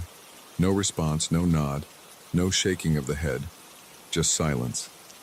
The cracked glass was maybe an inch from that face. I didn't know if the glass would hold if the figure pushed. My hand holding the hammer felt sweaty. I adjusted my grip and thought about what would happen if the window broke. I moved the beam of the flashlight around the attic, looking for something to block the window. I found an old wooden trunk. It looked heavy, covered in dust. I dragged it across the floor, making a loud scraping noise. The figure remained at the window, watching. I felt the hair on my arms stand up as I worked. I lifted the trunk and placed it under the window. I hoped it would reinforce things if the figure tried to push through. I stood on the trunk, got closer to the glass. My face was maybe 2 feet away from that pale head. I tried tapping the glass gently with the handle of the hammer. I wanted to see if I'd get a reaction. Nothing. I tapped harder. Nothing. Then the figure raised a hand and pressed it against the glass. I heard the glass creak. I jerked back, almost losing my balance on the trunk. I jumped down and stood behind the trunk, breathing hard. I wiped sweat from my face with my sleeve. My mouth felt dry. I tried to swallow. The attic was quiet, except for my breathing. I pulled out my phone and checked the signal. Almost nothing. I tried making a call to the police. The call didn't go through. I tried sending a text. It failed. I cursed under my breath. I shouted, "I'm calling the police." The figure didn't move. I looked around and found some old metal rods and a piece of rope. I tried reinforcing the window frame. My hands shook as I worked. I tied the rods across the frame, hoping to prevent the window from opening. The figure watched. I saw the faint reflection of my flashlight's beam on its pale face. I didn't hear it breathe or move. I finished tying the rope, hands clumsy and slow. I checked the attic door behind me, the one that led back to my hallway. It had swung closed. I tried opening it. It felt stuck. I pulled harder. It wouldn't budge. I kicked it, but it only rattled. I could feel panic rising in my chest. I didn't want to be stuck up there with that thing at the window. I pulled again, feeling sweat roll down my temples. The door finally gave a little. I shoved my shoulder into it. It creaked and opened a crack. I could see my hallway light below. Before I left, I looked back at the window. The figure was still there, palm against the cracked glass. The crack spread a little more. A tiny shard fell inside. It landed on the floor. I watched it as if it were something dangerous. I wanted to leave, but I also didn't want that figure to break in once I was gone. I tried pushing the trunk closer to the window. I shoved a plank of wood in front of it. I pressed my shoulder against the trunk and felt the rough wood against my shirt. I tried to wedge the plank under the frame. The figure pressed harder. The glass groaned. I backed away. My voice came out shaky. "Just go away," I said. It didn't react. I didn't know what else to do. I turned and forced the attic door open wider, placing my foot on the top stair. I held the flashlight in one hand and the hammer in the other. I considered taking one more look to be sure it wasn't just my imagination. I turned and aimed the flashlight at the window. The figure's eyes met mine, dark and unwavering. I felt a surge of adrenaline. I hurried down the stairs, each step creaking loudly. My breath was rapid and shallow. My legs felt weak and my hand gripped the railing so hard my knuckles hurt. I reached the hallway and pushed the attic door closed behind me. There was no proper lock on it, just a latch. I slid the latch in place and pressed my ear against the door. I listened. No sound, no footsteps. I couldn't tell if the figure was still there. I moved away from the attic door, keeping my eyes on it. I took out my phone again and tried calling the police. This time I moved around the hallway, hoping for a better signal. After a few attempts, I got through. I told them someone was at my attic window refusing to leave. I kept it simple. I said I felt threatened. They said they'd send someone. I walked down the stairs to my living room and turned on a lamp. The soft light felt safer than the darkness upstairs. I tried to calm down. I noticed my hands were shaking. I placed the hammer on the coffee table and waited. I could hear my own breathing slow down a bit. I checked the front door to make sure it was locked. I peered out a window in the living room. The street looked empty and quiet. After some minutes, I heard a knock at the door. I jumped at the sound. It was the police. 2 officers. They came inside, flashlights in hand. I led them upstairs to the attic door. My voice sounded uneven as I explained what happened. They opened the attic door, shining their flashlights around. I followed them a few steps behind. We reached the attic again. The trunk was still there, the rods and rope still in place. The window was cracked, a few shards missing. Dust was still in the air. The officers moved boxes and old junk around, checking every corner. They opened the window and looked outside. They didn't see anyone. One of them leaned out carefully, shining the flashlight along the roof. He didn't find a ladder or any marks. He said maybe someone climbed down already. I stood there, arms folded, rubbing my forehead, feeling embarrassed and frustrated. I insisted that I saw someone. I told them about the pale face, the hand pressed against the glass. They just nodded and said they believed me, but they couldn't find anyone now. They told me to keep an eye out and maybe board up the window until I can get it fixed. They suggested I call them if it happens again. They seemed calm, as if it wasn't a big deal. They left after a few minutes. I walked them to the door, thanked them, and locked it behind them. I stood in the hallway with the lights on, listening to their car drive away. Then I went back to the living room and sat down. I picked up the hammer and held it in my lap. My heart was still beating faster than normal. My throat still felt dry. I thought about going back to bed, but I didn't want to sleep upstairs. I stayed downstairs, turning on a few lights to feel safer. I checked my phone again. The signal was fine now. I guess it was just weak in the attic. I considered calling someone I knew, but it was late. I didn't want to bother anyone. I decided to wait until morning to deal with the window. I listened to the quiet house. I heard the hum of the refrigerator, the distant sound of a neighbor's dog barking at something. I waited, half expecting to hear footsteps above me again. I heard nothing. Hours passed. I checked the front door again, looked out the window onto the street. Still nothing unusual. I sat there in the living room chair, hammer in hand, until the first light of morning came through the windows. My neck was stiff, and my shoulders ached. My legs felt heavy. I stood up and stretched. I looked at the attic door from the bottom of the stairs. It stayed closed. I didn't hear a single sound from it. Eventually, I decided to go up in daylight. I took the hammer again and climbed the stairs. I opened the attic door slowly. The room looked ordinary. Dust in the air, boxes against the walls, the trunk under the window. The window was still cracked. The floor had small shards of glass near the frame. The rods and rope were still in place. The figure was gone. I saw nothing outside but the neighbor's roof and the morning sky. No footprints, no signs of anyone standing on the ledge. I sighed and lowered my hammer. I went back downstairs and called a window repair service. I decided not to tell them about the figure. I just said I needed the window replaced. They said they'd come in a few days. Until then, I would avoid the attic at night. I never figured out what that figure was. I know what I saw. It was right there, silent and unmoving, staring through the cracked glass. I don't have any explanations. All I know is that it didn't say a word. It didn't try to break in. It just stood there, close enough that I could have touched it if not for the glass. I don't like thinking about it. I can still remember how my heart pounded and how my chest felt tight. I remember the way my hands shook when I tried to tie the rods to the frame, the way I couldn't get a signal on my phone at first, the way the figure pressed that hand against the glass and made it crack a bit more. Since that night, I sleep downstairs. I keep my phone charged and a hammer by my side. I still hear the old boards creak sometimes, but I'm never sure if it's just the house settling or something else. If I ever hear footsteps again, I'm not sure what I'll do. For now, I'm just glad I got out of that attic and that I didn't stay there any longer with that silent, pale figure staring back at me.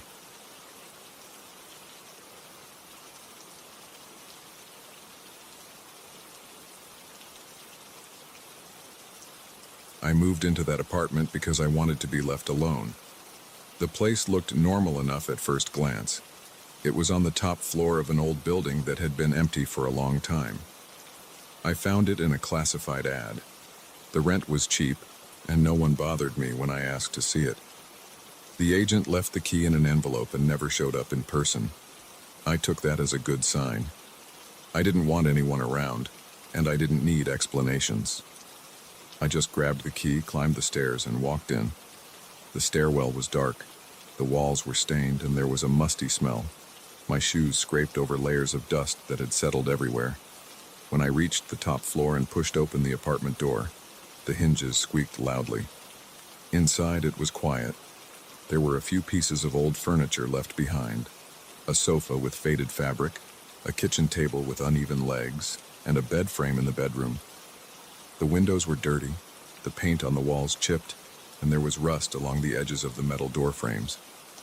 I noticed the smell of something stale in the air, like damp concrete or old plumbing. But I didn't care. I wanted to be alone. The first night I tried to get settled. I opened a window to get some air, but the window stuck. I had to push harder. It finally creaked open, but the frame felt weak and gritty. I left it open for a while and unpacked my suitcase. I had a few clothes, some basic food, my phone, and a flashlight. I planned to buy supplies the next day. I locked the door from inside and tested the light switches. The bulbs flickered but stayed on. The pipes made knocking sounds when I ran the water. I found it annoying but not surprising. The place was old. I didn't sleep well. There were voices in the distance.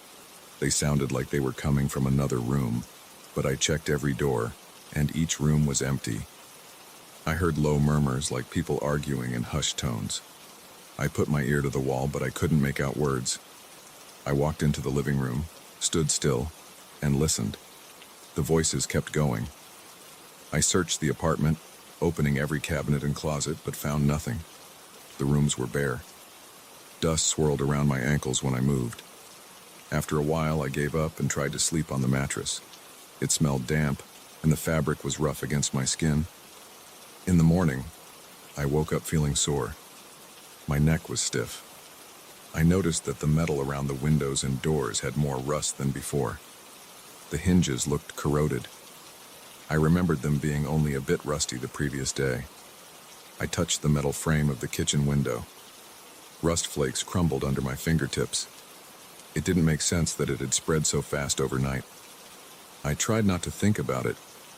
I decided to go out and buy some groceries, but before I left, I noticed something else strange.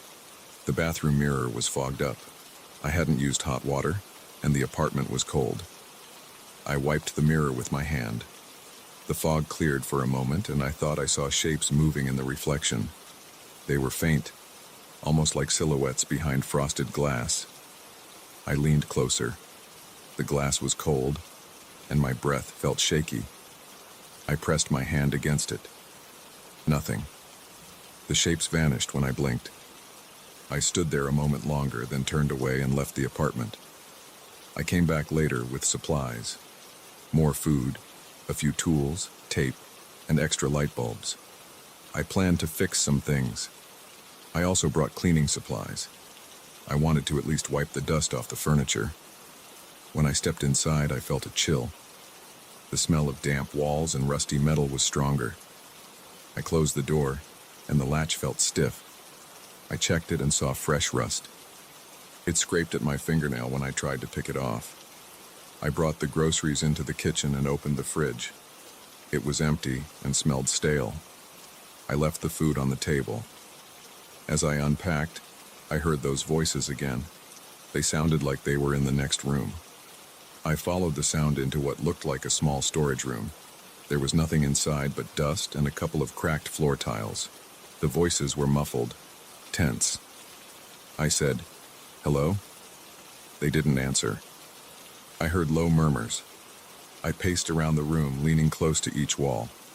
The sound didn't grow clearer. It just hovered, always somewhere else. I left and tried to ignore it. I wanted to clean the bathroom mirror. It bothered me. I took a cloth and tried to wipe it.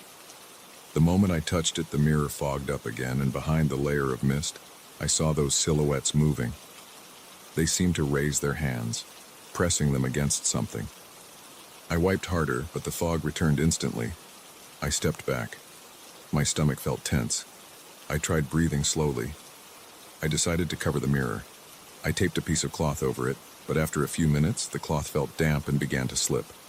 I gave up and left it uncovered. I decided I just wouldn't look at it. Over the next few hours, the apartment felt strange. The rust kept appearing on the door handles and window frames. It grew thicker and flaked onto the floor. I swept it up, but more appeared. The voices in the empty room never stopped. Sometimes they got quieter, sometimes louder, but always the same low, angry muttering. I tried turning on music on my phone to block it out, but I had no signal. The phone showed no bars. I tried calling someone. The call didn't connect. Later, I tried to open the window to get some fresh air. The window was stuck. The handle wouldn't turn. I tried forcing it, but the metal bent and snapped. I tried another window. The same thing happened. I tried the door. The knob turned, but the door wouldn't open. I pulled hard. It felt like the frame had shifted. I yanked at it, grunting, but it didn't budge. I checked the hinges. They were covered in rust and the metal looked warped. I tried pushing with my shoulder. Nothing. It wasn't locked from the outside, just stuck. I couldn't leave. My heart began to race. I felt sweat on my forehead. The smell of the apartment got worse, like metal shavings and rotten wood. I turned on all the lights. The bulbs flickered but stayed lit. I listened for any sound from outside. Nothing. I tapped on the walls. I shouted for help. No response. The apartment was silent except for those distant voices. They never responded to me. I looked at my phone again. No signal. I tried opening a kitchen drawer, hoping to find tools. I found a few old utensils, a bent fork, a dull knife. Nothing that could help me pry the door open. I tried using the knife to scrape away rust from the door frame. The blade bent. I tried kicking the door. It hurt my foot. I tried prying at the window with the fork. The metal squealed, but didn't move. I went to the bathroom and turned on the faucet. The water ran cold. The mirror fogged up without any reason. I watched the silhouettes. They moved slowly, like people trapped behind glass. I tried talking to them. No response. I tried tapping the mirror. The surface felt normal, just glass. I tried running the water hot, but there was no hot water. Still, the mirror stayed foggy. My chest felt tight. I left the bathroom and tried sitting on the sofa. The springs poked at my back. I tried to ignore the voices. They kept going, always the same tone. It was never loud enough to make out words, just the sound of arguments that never ended. I got up and walked to that empty room again. It was silent when I stepped inside, as if the voices moved elsewhere whenever I entered. I stood still, waiting. Nothing. When I left, they started again.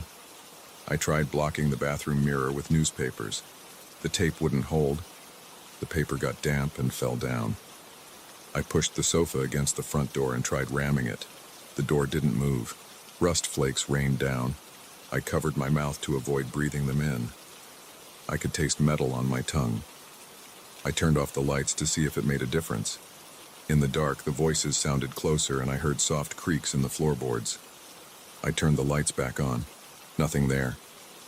I checked my watch. Time passed, but slowly. I tried to sleep. The bed was damp and smelled bad. I lay there, staring at the ceiling. The paint had cracks and some flakes fell onto my face. I spit them out and rubbed my eyes. The voices grew louder. I got up, clenched my fists, and yelled, "Stop!" They paused for a few seconds, then continued. My throat felt dry. I tried drinking tap water. It tasted stale. I drank it anyway. I tried to break the window with a chair. I swung it at the glass. The impact was dull. The glass didn't even crack. I tried again. The chair legs rattled, but the window stayed intact. I picked up my phone and tried again for a signal. Still nothing. I paced around. The apartment was cramped. Every surface felt damp or rough. I tried the door again. No movement. I tried calling the landlord with the apartment's phone line. It just crackled. I said, "Hello? I need help." Silence. I tapped the hook. Static and nothing else. I walked into the kitchen and checked the cabinets. Empty. I opened the fridge. Still empty except for the smell. I took a snack I had brought and tried to eat it. It tasted stale, but I forced it down. My stomach felt uneasy. I tried again to find a way out, pushing at the windows, looking for any gap. Everything was sealed. The building felt like a sealed box. I searched the hallway outside the apartment. The hallway was dark and dusty. The other apartment doors looked old and locked. I tried a door across the hall.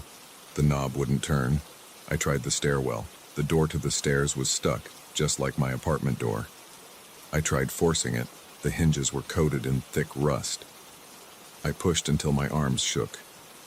No luck. Back inside, the voices wouldn't stop and the mirror silhouettes appeared whenever I was in the bathroom.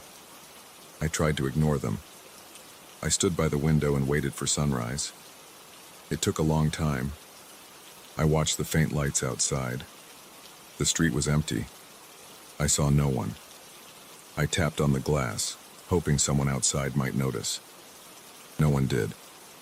The air felt heavy. I could feel my heart pounding. I rubbed my arms to keep warm. My clothes felt damp and smelled musty. Dust clung to my hair.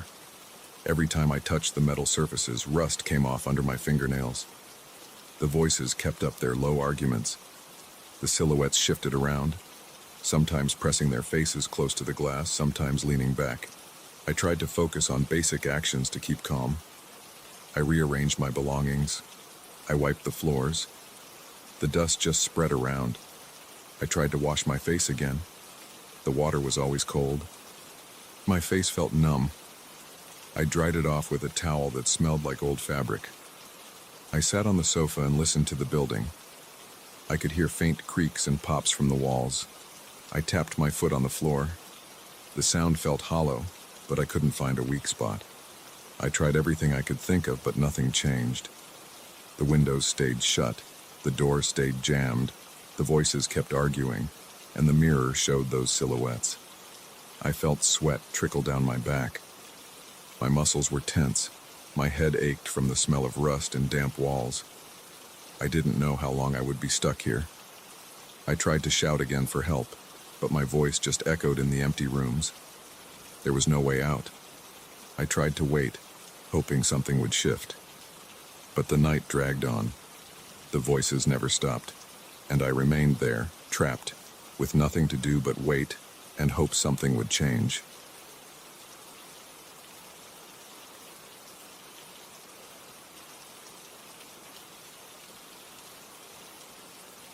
I remember it was around 3 in the morning.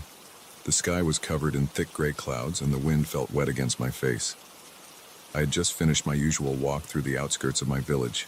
I was on my way back, flashlight in hand, when I passed the old stone bridge. Everyone in town called it the old one because it had been there longer than anyone alive. I never paid it much attention before, but that night was different. I heard something. It came from the area below the bridge. It sounded like whispers or someone talking in a low voice. It was faint, but the tone had a strange quality, like a muffled chant or a string of words that made no sense. I slowed down. The ground was damp from recent rain. My boots left wet marks on the mossy stones. I leaned over the side of the bridge and aimed my flashlight down. The beams hit the dark shape of a small cave opening just under the bridge's side, where the earth had eroded over time.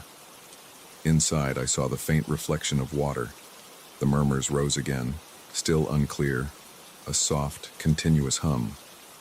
I didn't see anyone, but the sound kept coming. I shifted my weight from one foot to the other. My legs felt a bit shaky, and I tightened my grip on the flashlight. I told myself it might be a trick of the wind passing through cracks in the rock, or maybe some small animal, but it didn't sound like an animal. It sounded like something with a voice, though not one I could understand. My heart was beating harder than usual, and the air felt heavier. I decided to go down. I don't know why I did it. Maybe I was curious. Maybe I wanted to be sure nothing strange was going on near the village. I stepped off the side of the path and moved slowly down the muddy slope. The mud clung to my boots, and I slipped once, catching myself with my free hand on a wet rock. The smell under the bridge was stale, like standing water and old leaves. I flicked the beam of the flashlight around, checking the ground for anything that could trip me. There were slippery stones and patches of moss everywhere. The darkness down there was thick, and the only light I had was the narrow beam from my flashlight. As I reached the cave opening, I noticed the water inside was shallow, only a few inches deep, and it flowed slowly toward the small creek beyond. The cave wasn't large, but it seemed deeper than I expected. The ceiling was low. I could stand, but had to bend my neck a bit. The sound was clearer now. It still sounded like murmurs, a series of low voices blending together, but there was no one there. I saw no figures, no animals, nothing. Just the sound. I took a step forward. My flashlight caught something on the wall. The rocks were wet, glistening with moisture. On them were strange symbols drawn with something that gave off a dull glow. They were not bright like neon signs, but they emitted a soft, greenish light. The shapes were not letters I recognized. They were twisting lines and curved shapes that overlapped each other. Some looked almost like long spirals and others like knotted loops. I reached out with my free hand and touched the wall. It felt cold and slick, and the glowing mark seemed to be made of some kind of slimy, thin substance. When I pulled my hand back, nothing came off on my fingers. The symbols stayed lit, pulsing a bit, as if they reacted to my touch. I frowned and took another step deeper inside. The ground squished under my boots. The air was even staler inside, and there was a slight vibration. It felt like a low hum you could feel inside your ears. I whispered, "Hello?" I don't know what I expected. Maybe a person hiding in the back, maybe some prankster, but there was no response. The murmuring continued, constant, without pause, but I couldn't pinpoint where it came from. It seemed to come from all around, bouncing off the wet stone walls. I was sweating a little now. My heart felt tight and my breathing turned shallow. I could smell my own sweat mixing with the stale cave odor. I moved the flashlight beam around, trying to see how far the cave went. About 10 or 15 feet ahead, the tunnel bent to the left. Water trickled from the ceiling, dripping rhythmically into the shallow pool at my feet. The sound of dripping water joined the murmuring voices. The atmosphere felt cramped, as if the walls were leaning inward. I wanted to leave, but I also wanted to see what was around that bend. I felt uneasy, but I kept going. Each step made a soft splash. My flashlight beam trembled because my hand shook. I clenched my jaw to steady myself. My stomach felt tight. The murmurs stayed at the same volume, never rising or falling, never changing their tone. It was like an endless loop of low chatter. Then I heard another sound. It came from ahead, behind that bend. It wasn't voices. It was a wet, squishing noise like something moving through thick mud. It stopped for a moment, then started again. My mouth went dry. I raised the flashlight a bit higher. I wanted to see something, anything. The glow from the symbols was weaker there. The walls looked plain, just damp stone. The ceiling was a bit lower, forcing me to hunch my shoulders. My boots slipped a little on the slick ground. I reached the bend and leaned forward. The squishing noise stopped. The murmuring continued. I turned the corner and saw more glowing symbols. These looked more complex, with tighter loops and swirling shapes packed together. The glow was slightly brighter here. I scanned the floor and ceiling. The floor was covered in a thin layer of cloudy water. Bits of moss and small rocks floated on the surface. I saw no footprints or any sign of someone standing there. The cave ended a few steps ahead. A wall of stone blocked any further progress. I walked closer to the end. There was no place for anyone to hide. The cave simply stopped. The murmuring sound continued, but I still saw no source. I felt something in the air. It was like a light pressure on my chest. My breathing got shallow and I noticed a slight ringing in my ears. I aimed the flashlight at the symbols on the wall and stepped right up to them. The glow made it possible to see without the flashlight, but I kept it on anyway. I listened. The murmuring never stopped. It sounded closer now, as if just behind the wall. I leaned my ear against the stone. It was cold. The murmurs vibrated through the rock, a constant vibration. I pulled back. Then I heard that wet, squishing noise again, but this time it sounded like it was coming from somewhere behind me. I spun around quickly and aimed my flashlight into the darkness. Nothing. I saw only the uneven floor, the glowing symbols, and the water droplets falling from the ceiling. My heart pounded. My throat felt tight. I tried to stay calm. I told myself I was just hearing echoes. I took a deep breath. The air tasted stale. I could smell the damp stone and something else, something slightly sour. I took a step back toward the entrance. The wet noise came again, this time softer, but somehow closer. My palms were sweating. I tightened my grip on the flashlight. I didn't want to run and slip, but I wanted to get out of that cave. I moved slowly, careful with each step. The murmuring continued, unchanged, a steady drone that made no sense. As I approached the bend, I noticed something about the water on the floor. Tiny ripples moved across the surface even though I was standing still. The water vibrated slightly. I bent down and pointed the flashlight at the shallow layer. I could see small bubbles rising from beneath the stones, popping quietly. Something was agitating the water. I swallowed hard and took a few more steps. I tried not to breathe too loud. My heartbeat thumped in my head. I rounded the bend and aimed the flashlight toward the entrance of the cave. I could see the faint outline of the outside, a slightly lighter darkness. I felt relieved that it wasn't far. Then I heard something move behind me again. It was a soft scrape, like something dragging across stone. I froze. I listened. It stopped. The murmurs continued. My arms felt weak. My legs trembled. I took another step toward the exit and heard the dragging sound again. It sounded wet, heavy, like a thick rope being pulled through mud. I turned my head slowly and aimed the flashlight behind me. The walls and water reflected the beam. I saw nothing moving. The symbols glowed steadily. The cave was empty, but the sound had been there. My body tensed. The hair on my neck stood on end. I forced myself to move forward again, trying not to slip. The exit was maybe 10 steps away. I could see the faint glow of my flashlight hitting the outside stones. I took another step. Then I heard a dull splash just behind me. I spun around and pointed the flashlight at the spot where I had just been standing. For a split second, I caught a glimpse of a ripple in the water. It looked as if something had dipped into it and pulled back. I saw nothing above the surface. But the ripple spread out slowly. My breathing got faster. I felt a slight sting in my eyes from sweat trickling down my forehead. I didn't want to look away, but I had to get out. I backed up, keeping the flashlight pointed at that spot. Each step made a small splash, and with each splash, I expected to hear something lunging at me from the darkness. The murmuring stayed steady. I reached the mouth of the cave and stepped outside. The fresh air hit my face. I tasted relief. I climbed the muddy slope, slipping once more and scraping my knee on a rock. I cursed under my breath and kept moving. When I reached the top, I turned around and pointed the flashlight down at the cave entrance.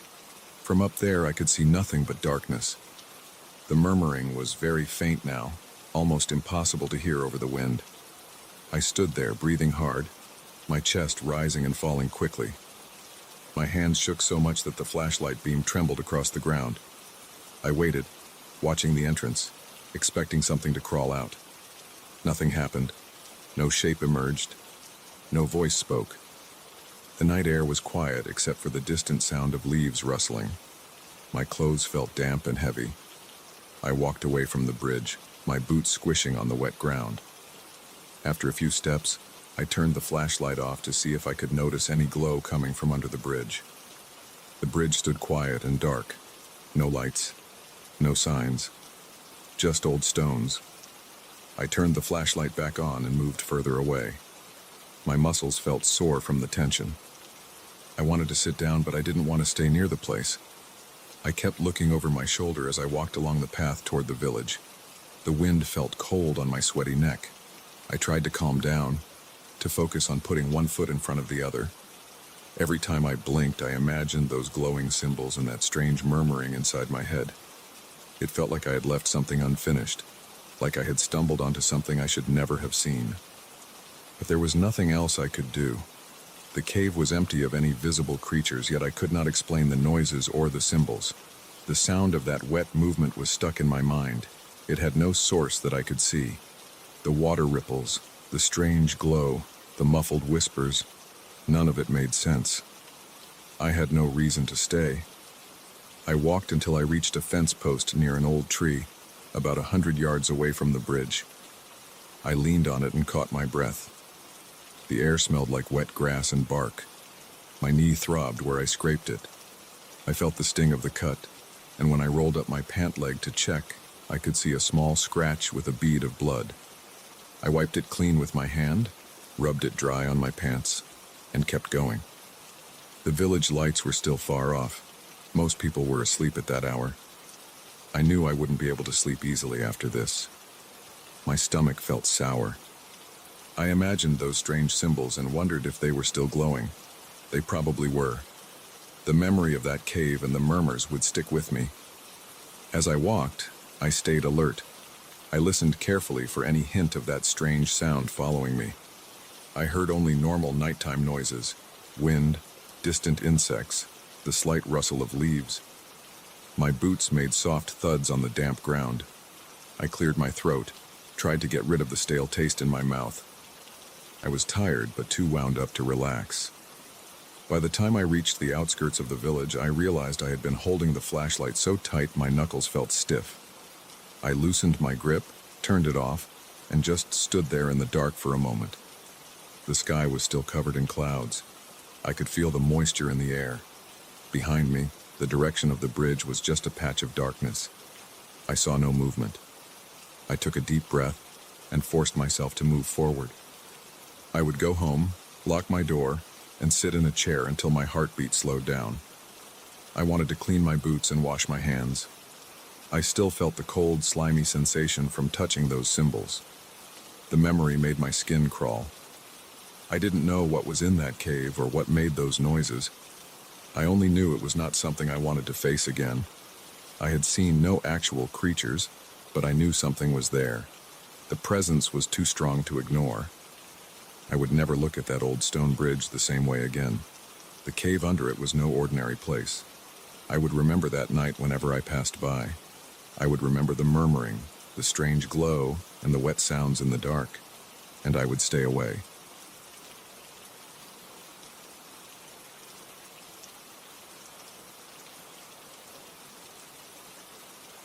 I pulled my car into the parking lot of the motel a little after 10 at night. It looked like every other cheap roadside place I had ever seen. A single neon sign glowed by the entrance. The lot was about half full. I saw maybe 4 or 5 cars. The office door was propped open with a wooden wedge, and there was a bright light inside, so I headed in. The guy at the desk was an older man in a brown t-shirt.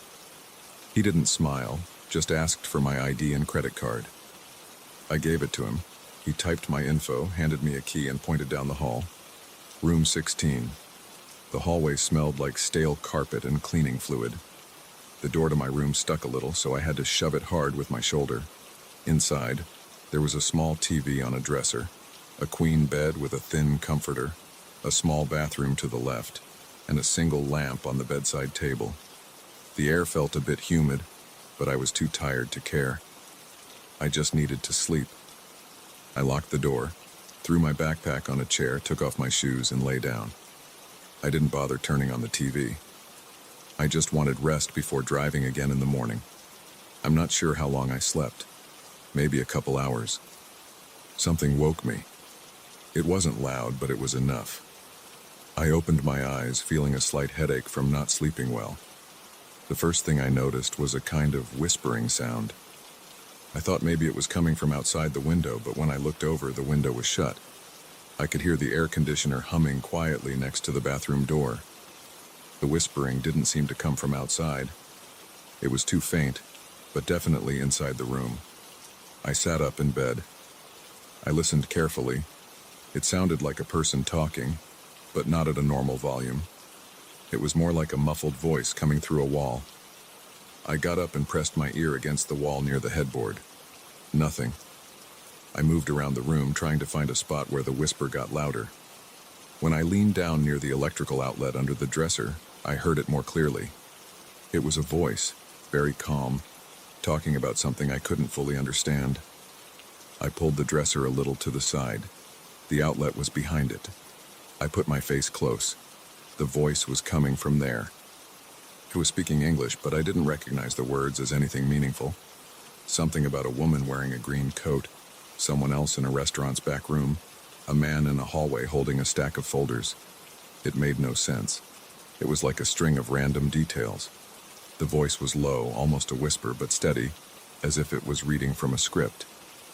I took a step back and tried the other outlets in the room. The same voice came from every one of them. I checked the one by the bed, one near the bathroom mirror, and even behind the TV. They all whispered the same bizarre things. I stood in the middle of the room, breathing hard. My chest felt tight. I tried to stay calm. I thought it might be some kind of trick, maybe a hidden speaker or a prank someone was playing on the guests. I walked over to the bedside lamp and unplugged it. The whispering continued. I checked the smoke alarm on the ceiling, pressed the test button. It beeped, but then went silent. The whispering never stopped. I couldn't understand why this was happening. I pressed my palms against the walls, tried to listen for any wires or devices. The walls felt solid. I tried flicking the light switch on and off a few times. Nothing changed. The voice kept talking, describing things like a hallway with green tiles, a man digging through a filing cabinet, a woman looking at herself in a mirror under fluorescent lights. I didn't know these people. I didn't know these places. The voice mentioned names I didn't recognize. It never mentioned me, never referred to the motel room, never acknowledged my presence at all. My mouth felt dry. I needed water. I turned on the bathroom light, opened the faucet, and splashed some water on my face. I drank a few sips from my hand. The voice was still there, coming through the outlets, echoing inside the wiring. I leaned out of the bathroom and stared at the outlets again. I tried covering one with my palm. I could still hear it, just slightly muffled. It was like the building's entire electrical system was carrying this voice straight into my room. I decided to call the front desk. The phone was on the bedside table. I picked it up, but there was no dial tone. I pressed the buttons. Nothing. I hung up and tried again. Still nothing. I realized the whispering might be affecting the phone line too, or maybe the phone was just broken. I put my shoes on and went outside into the hallway. The night air from the front door at the end of the hall was cool. The corridor was empty. The front desk was just around the corner. I looked for the man who checked me in, but he wasn't there. The desk was empty, lights still on, but nobody around. I said, "Hello?" once. No answer. I waited, tapped the desk with my knuckle. Nothing. I walked back to my room, thinking maybe I should just pack up and leave. But I was tired, and I had already paid. I told myself maybe I could just ignore it, fall asleep with the TV on. I closed the door and turned on the TV. The volume worked fine, and a late-night show filled the room with normal voices. I turned it up until I could barely hear the whisper. I lay back down, tried to relax, tried to focus on the show. Some comedian was telling jokes to a small audience. I watched it for a while. Maybe 10 minutes passed before I felt my eyelids getting heavy again. I woke up to static on the TV. No show, just black and white noise. The volume was still high. I fumbled for the remote and muted it. The whispering was still there, unchanged, still describing scenes involving people I didn't know. I sat up, my heart beating faster. It hadn't stopped. I got up and turned off the TV. Then I decided to try something else. I walked to each piece of furniture and moved it, checking behind it. I searched for hidden speakers. I looked behind the curtains. I lifted the mattress. I opened the drawers of the dresser. I found nothing unusual. Everything looked normal. The room was completely plain. There were no signs that anyone had tampered with it. My hands were shaking a little. I felt a knot in my stomach. I kept thinking that maybe I was losing it, but the whispering was too real. I couldn't just dismiss it. It was definitely coming from the outlets. I tried turning off the main light switch again. The overhead light went dark, but the whisper remained. I unplugged the lamp again, turned off the air conditioner, and listened. Still there. I considered leaving the room and sleeping in my car. It would be uncomfortable, but at least I wouldn't hear that voice. I grabbed my bag and stepped out into the hall. The hallway was dead quiet. I walked to the door leading outside. I stood there looking at my car. The idea of leaving felt like giving up. It made no sense that I was hearing these voices. What if I told someone about it and they thought I was hallucinating? I wanted proof that something was wrong with this place. I turned back and went into the room again. I approached the outlet by the bed. I listened carefully to the words. The voice described a man holding a document. He wore a gray suit, glasses, and had a ring on his left hand. He was standing in an office with beige walls and fluorescent lights. The voice spoke in a calm, almost monotone manner. Then it moved on to a woman rearranging boxes in a storage room. Then a group of people sitting at a conference table, all looking at their phones. I couldn't place any of these scenes. They didn't sound like anything special, just ordinary moments happening somewhere else. I knocked on the wall next to the outlet. I hit it with my fist a few times, just enough to see if the voice reacted. It did not. It kept talking at its own pace. I said, "Hello?" out loud, right into the outlet. No response. I tried again. "Can you hear me?" Nothing. The whispering just continued, ignoring me completely. My body felt tense. My neck was stiff. I swallowed hard and rubbed my face with my hands. I paced the room, trying to think. I decided to try the breaker box. Sometimes motels have breaker panels accessible. I stepped into the hall and looked around. I found a small panel door by the vending machine near the lobby. It was unlocked. Inside were several switches labeled by room number. I found room 16 and flipped the switch off. The corridor light stayed on, but I assumed I had cut power to my room. I walked back inside the dark room. I stood there, holding my breath, and listened. The whispering was still there. I had cut power and it still spoke. It was as if it didn't rely on electricity at all. I backed out into the hallway and closed the door. I stood in the hall, thinking about what to do next. I could try other rooms. Maybe the voice was only in mine. I walked down the hall, listening at door after door. Most rooms were quiet. At room 14, I pressed my ear to the door. Nothing. Room 18, nothing. Everything sounded normal outside my room. I went back to the lobby. The front desk was still empty. I said, "Hello?" Again. No one came. I saw a door behind the desk that might lead to a back office or a manager's room. I knocked on it. Nothing. I tried the knob. It was locked. I stood there in silence, feeling the sweat under my armpits. I was wide awake now. No chance of sleeping. I returned to my room, turned the breaker back on, and flicked the lights. I sat on the bed and stared at the outlet. The whispering continued. It never addressed me, never paused. It just went on, describing unknown people in unknown places, all doing ordinary things. I tried to pick out any detail that made sense, something I could use to identify what I was hearing. The voice mentioned a building number at one point, said something about room 305 and a reception desk. But it never explained where this was happening. I noticed my heartbeat was faster. I tried to calm down by focusing on simple tasks. I rolled my shoulders, stretched my neck, and took a sip of water in the bathroom. I turned the faucet on and let it run, just to have another sound in the room. Over the running water, I could still hear the whisper. I splashed water on my face again, patted it dry with a thin towel. Then I decided I couldn't stay. It wasn't about the money. I needed to get away from that voice. It felt like something was in the walls, something that was collecting secrets and broadcasting them to anyone who stayed here. The voice never threatened me directly, but hearing these private details of strangers felt invasive, like I was part of something I should not be hearing. It gave me chills. It made my skin crawl. I packed my bag, threw everything inside haphazardly, and stepped out. I closed the door firmly and walked straight to my car. The parking lot was quiet and empty.